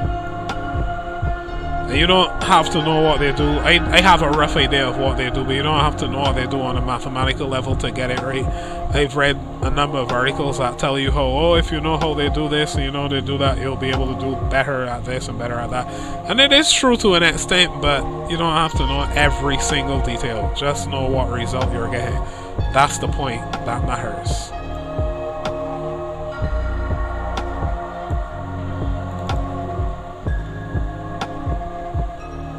Alright, I like how that looks.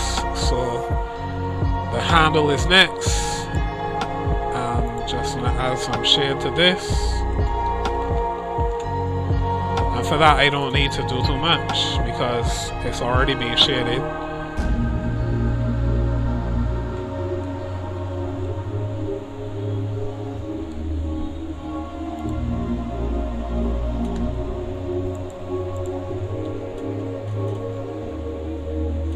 Use a darker shade around here.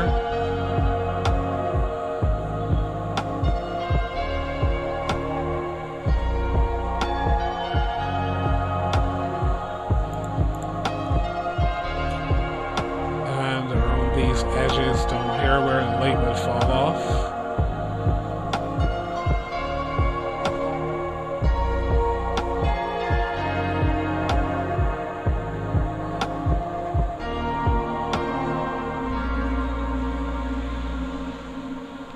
I really did not expect this stream to be this long, so my apologies to anyone who was hoping that would be the case after I said that this would be a relatively short stream. I oftentimes have in mind a quick design and then that happens, so my apologies.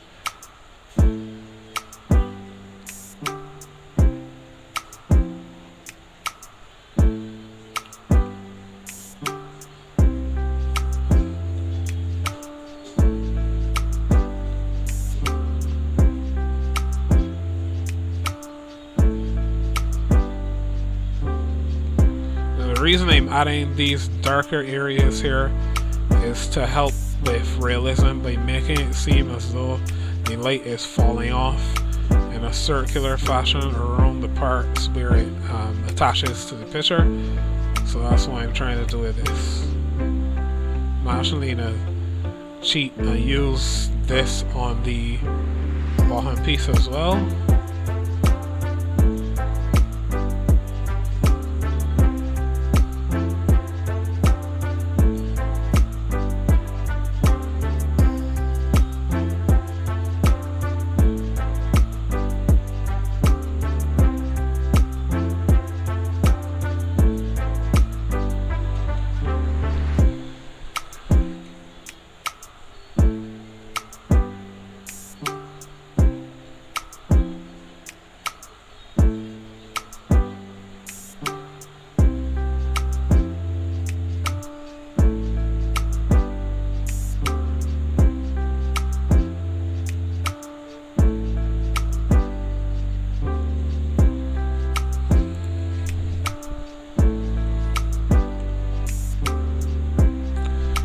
Need some lighter strokes at the top of the picture handle, and that will be that basically for shading the picture.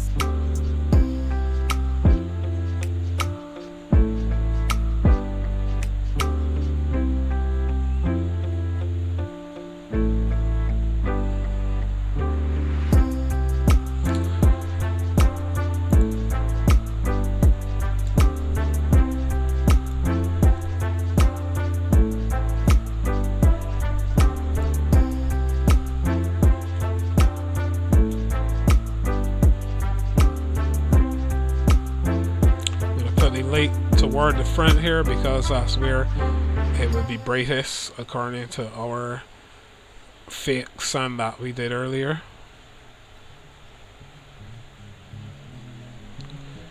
Okay, time to blur, and we should be done with the picture. Already looks better already, so let's see now what this looks like when I blur it.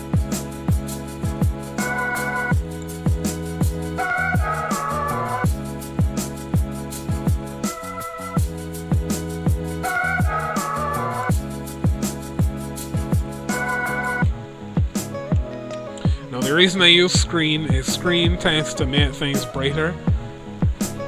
I'm not sure the mathematics behind that particular function, but I do know that screen tends to make things brighter by lightening according to the color that's on top. Overlay sometimes makes things brighter if you're using a lighter color. If you're using a darker shade, it will usually be darker than it was before. Multiply always darkens, or almost always I should say darkens. Darken of course will usually darken, but sometimes, like as you can see here, the lighter areas still brighten up a bit. Color burn will darken everything. It gives you a nice effect. Like here, it really gives you a nice effect. Hard light can have some varied results. Soft light, same thing. Depends on the color blend that you're using. Difference is pretty straightforward. Difference. Exclusion is similar to difference, but will give you some different results. Hue, saturation, color, all those, you have to play with those and see what you get. Luminosity will usually be like if you're lighting something with those particular colors. In this case, it works almost perfectly for what I'm doing. So I'm going to leave luminosity, and I'm also going to use color burn because I like how that looks.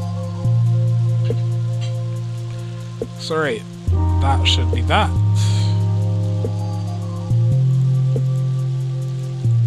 Let me see something here.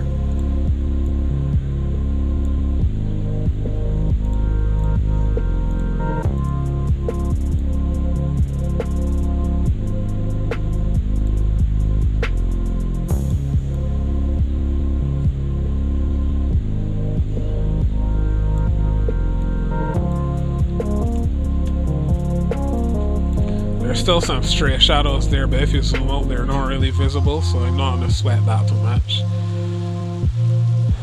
Okay, that's not too bad. Not the best, not perfect, but it's not too bad. Now I'm going to add the oil that comes down at the front here and behind.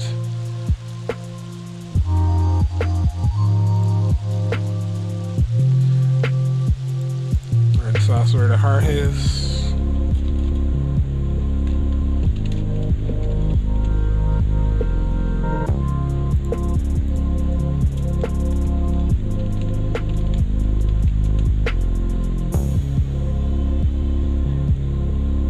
Now for this, to make life easier, I'm just going to use some primitives, some basic objects. This yellow I use, right.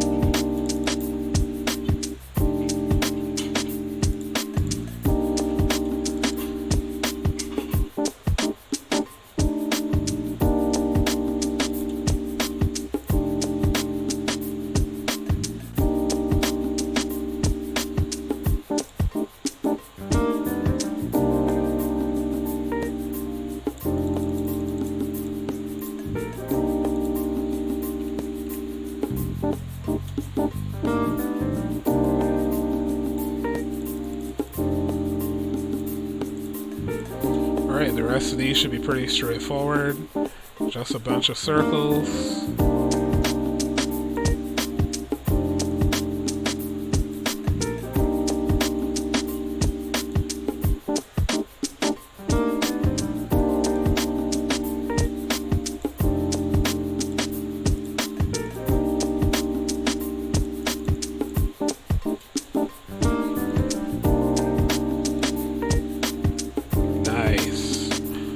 I want the one to fall behind here. For that, I'm going to use a rectangle.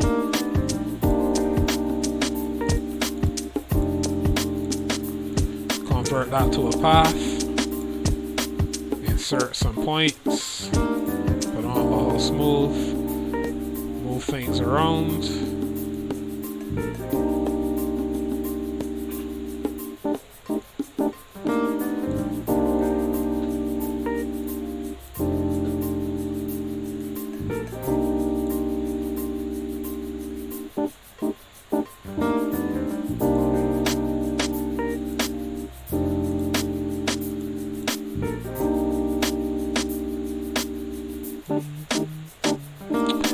Okay, almost done with this. Oops.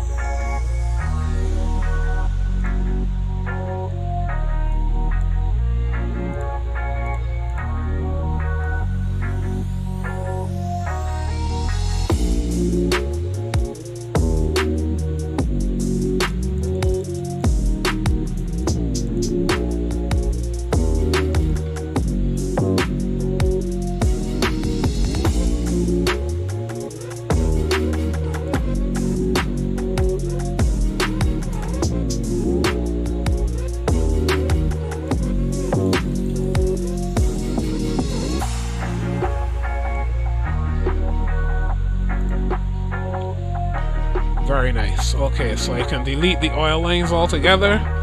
Now I can give this some character.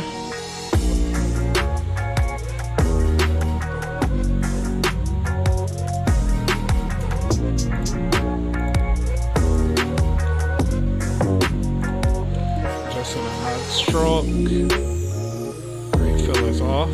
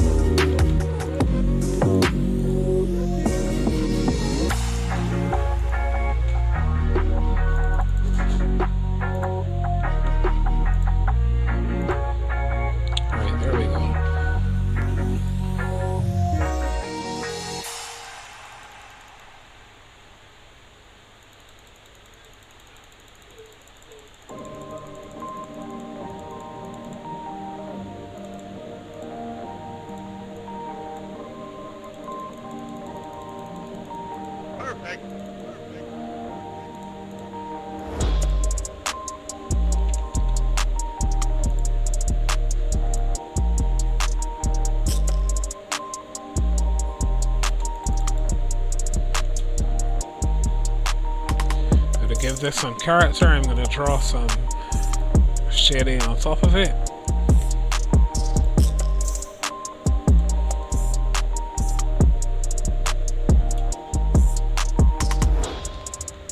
Again, organized chaos is the key.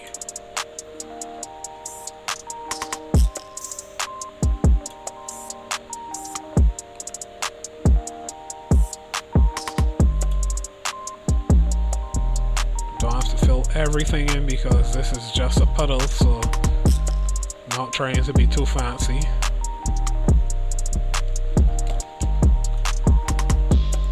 Select all, resize slightly.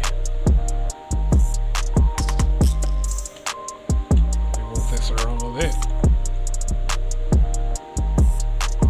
And then blur it.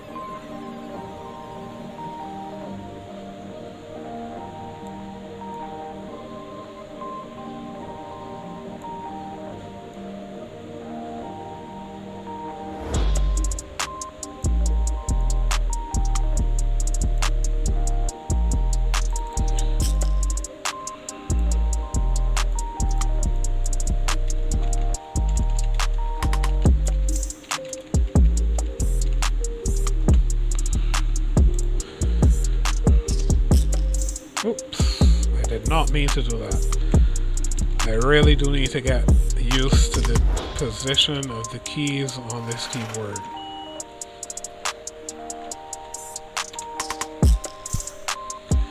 Okay, last step for this is adding some sheen to it.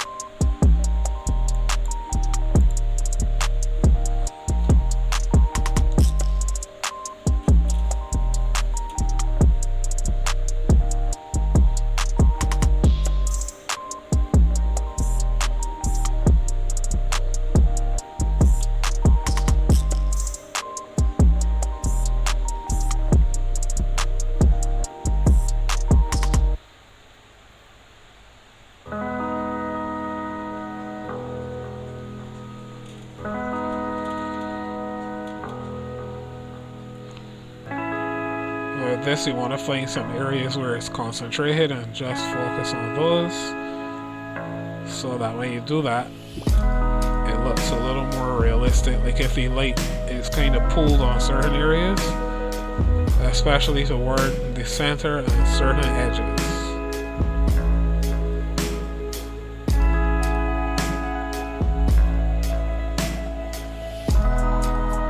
And all of these are things you can learn from just looking at nature, looking at things in real life, seeing how real life things look and how the light works, all that.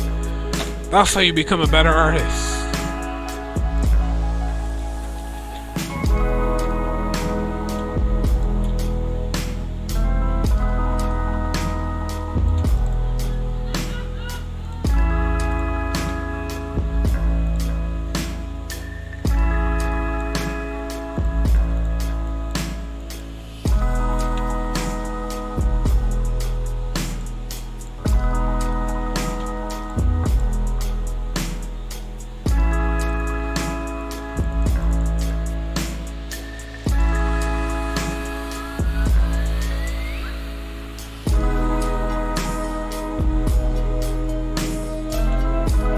Alright, I think I like how this looks.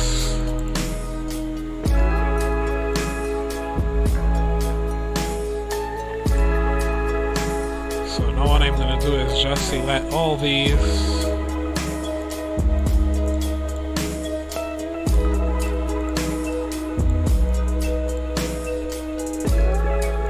And move them around a little bit so I can position everything else.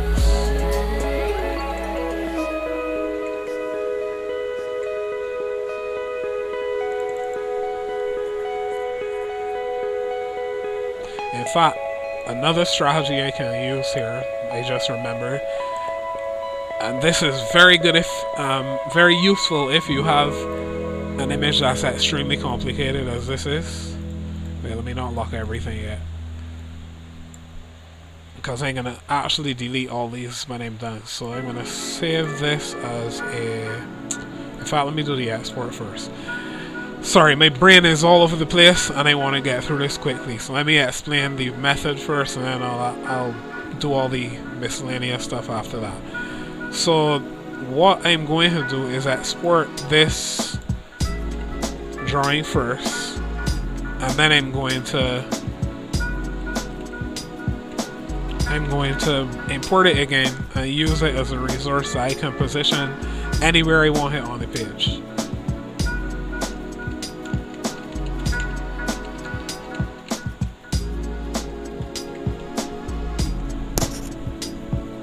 But I'm also going to make sure and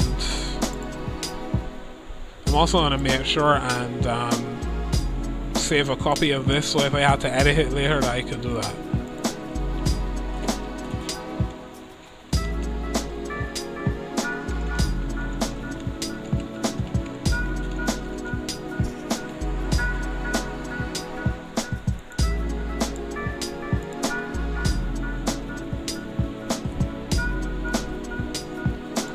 Alright, so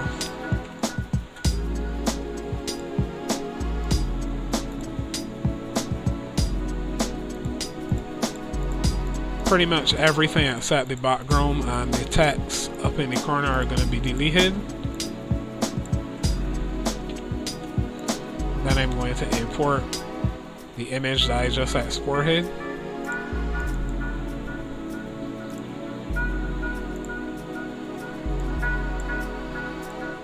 And I'll be able to put this anywhere on the page that I want it to be without having to wrangle with a whole bunch of objects. Also makes Inkscape perform faster, so that's why I did this. Well, another reason why I did this. So at this point, last thing I have to do, of course, is put the rest of the text in place.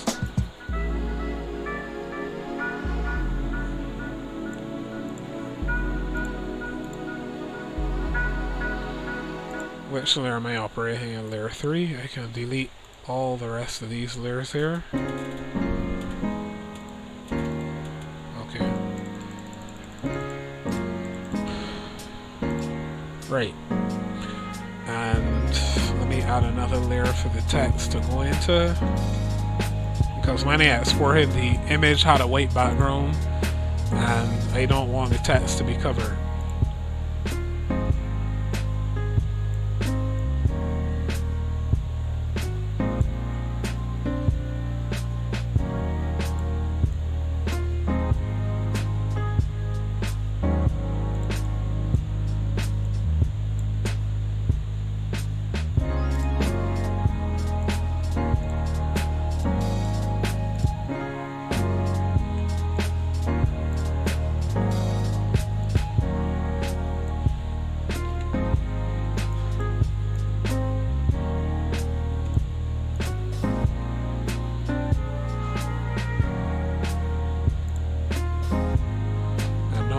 To add the speaker and the website.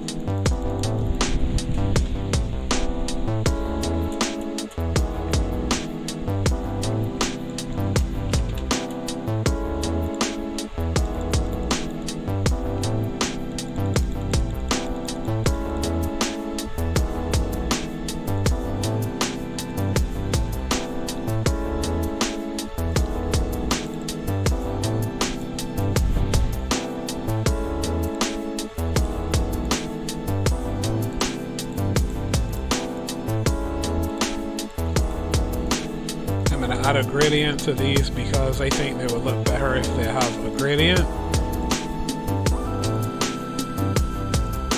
I forgot to group them.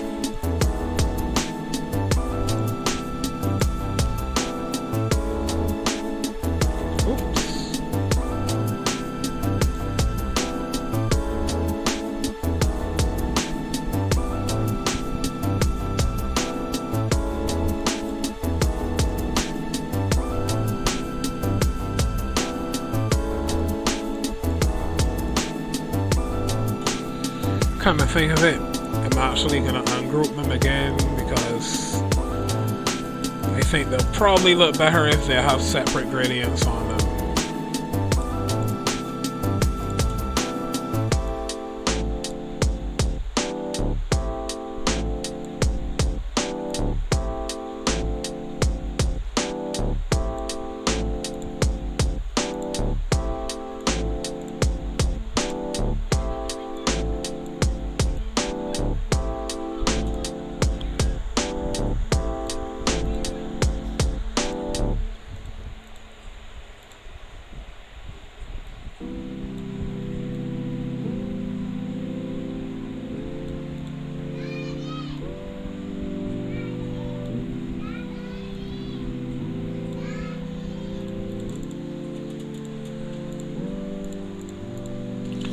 I'm just going to duplicate these, bring down their opacity and blur them slightly.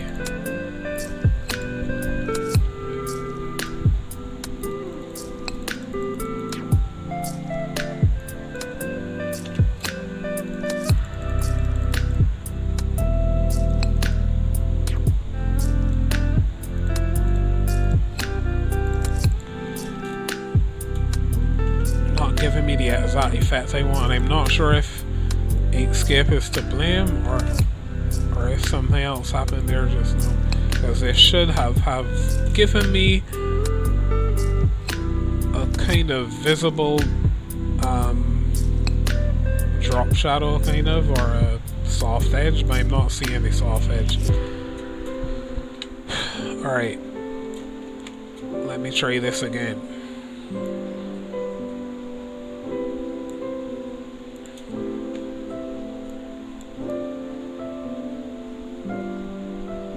Unless it's just my screen, because it could be my screen. This monitor is not new and the contrast is not the best, so I may not see it here and then I'll see it tomorrow on the projector, which is really funny. So I'm going to leave it as is. I think this is pretty good.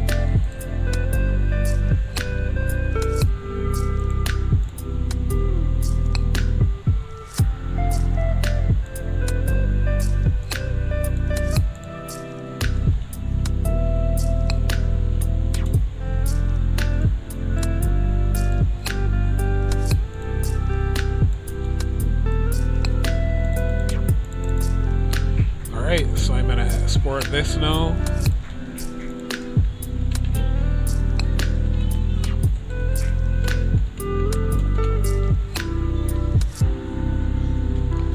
And for the content layers,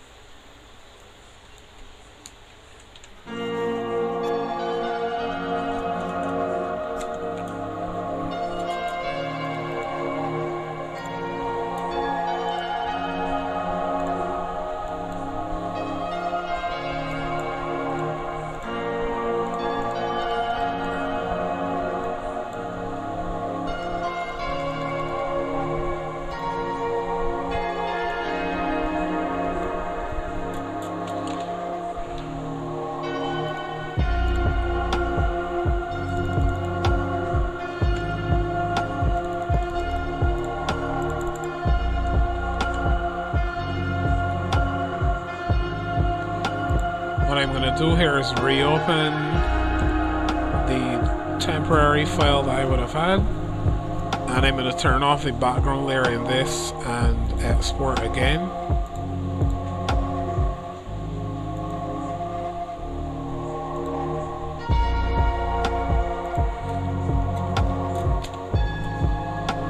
So I can reuse this resource without a background because I don't need the background on it.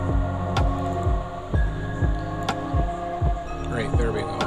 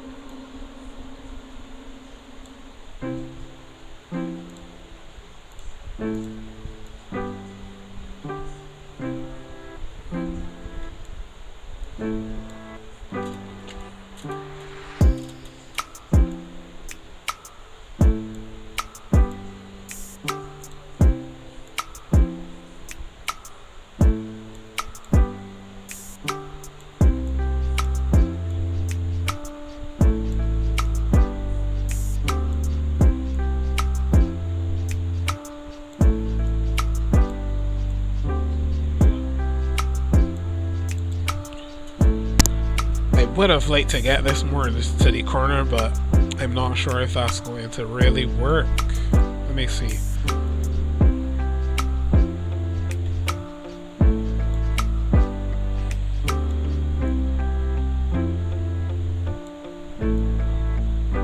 Okay, yeah, it can work. I just need to make these a little smaller. Should still be visible on the projector because what you see on the screen is actually a much smaller version of what it will actually be. The projector really blows things up, so even though it's almost invisible here, it should be still visible tomorrow. And that is almost it. Just one thing I need to do, which is to, as is my custom now, indicate which is content, which is subtitles, etc., and that will be that.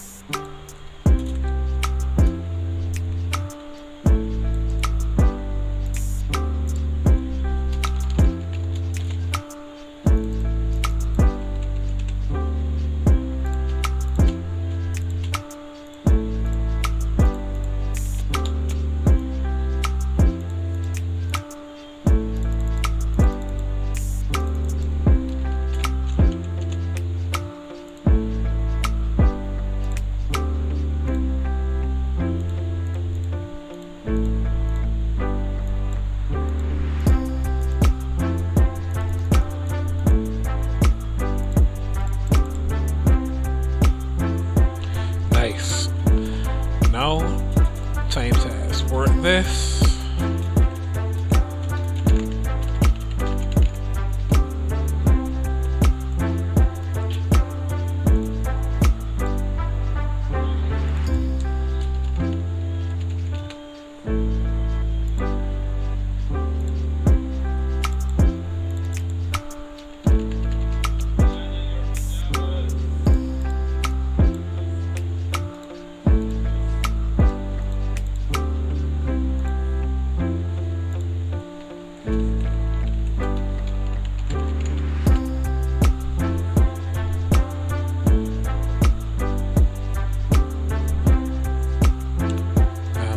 But not least,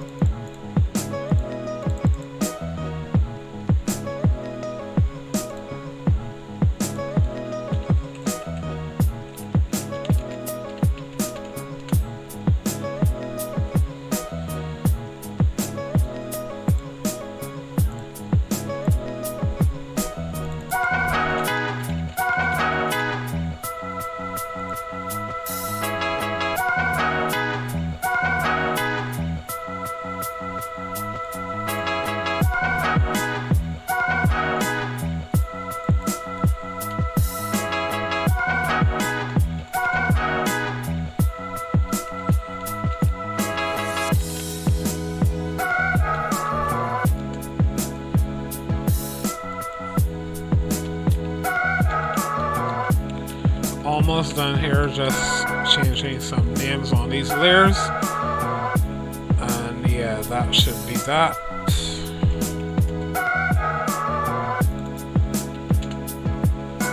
Okay, so there we have it. That is tomorrow's slideshow.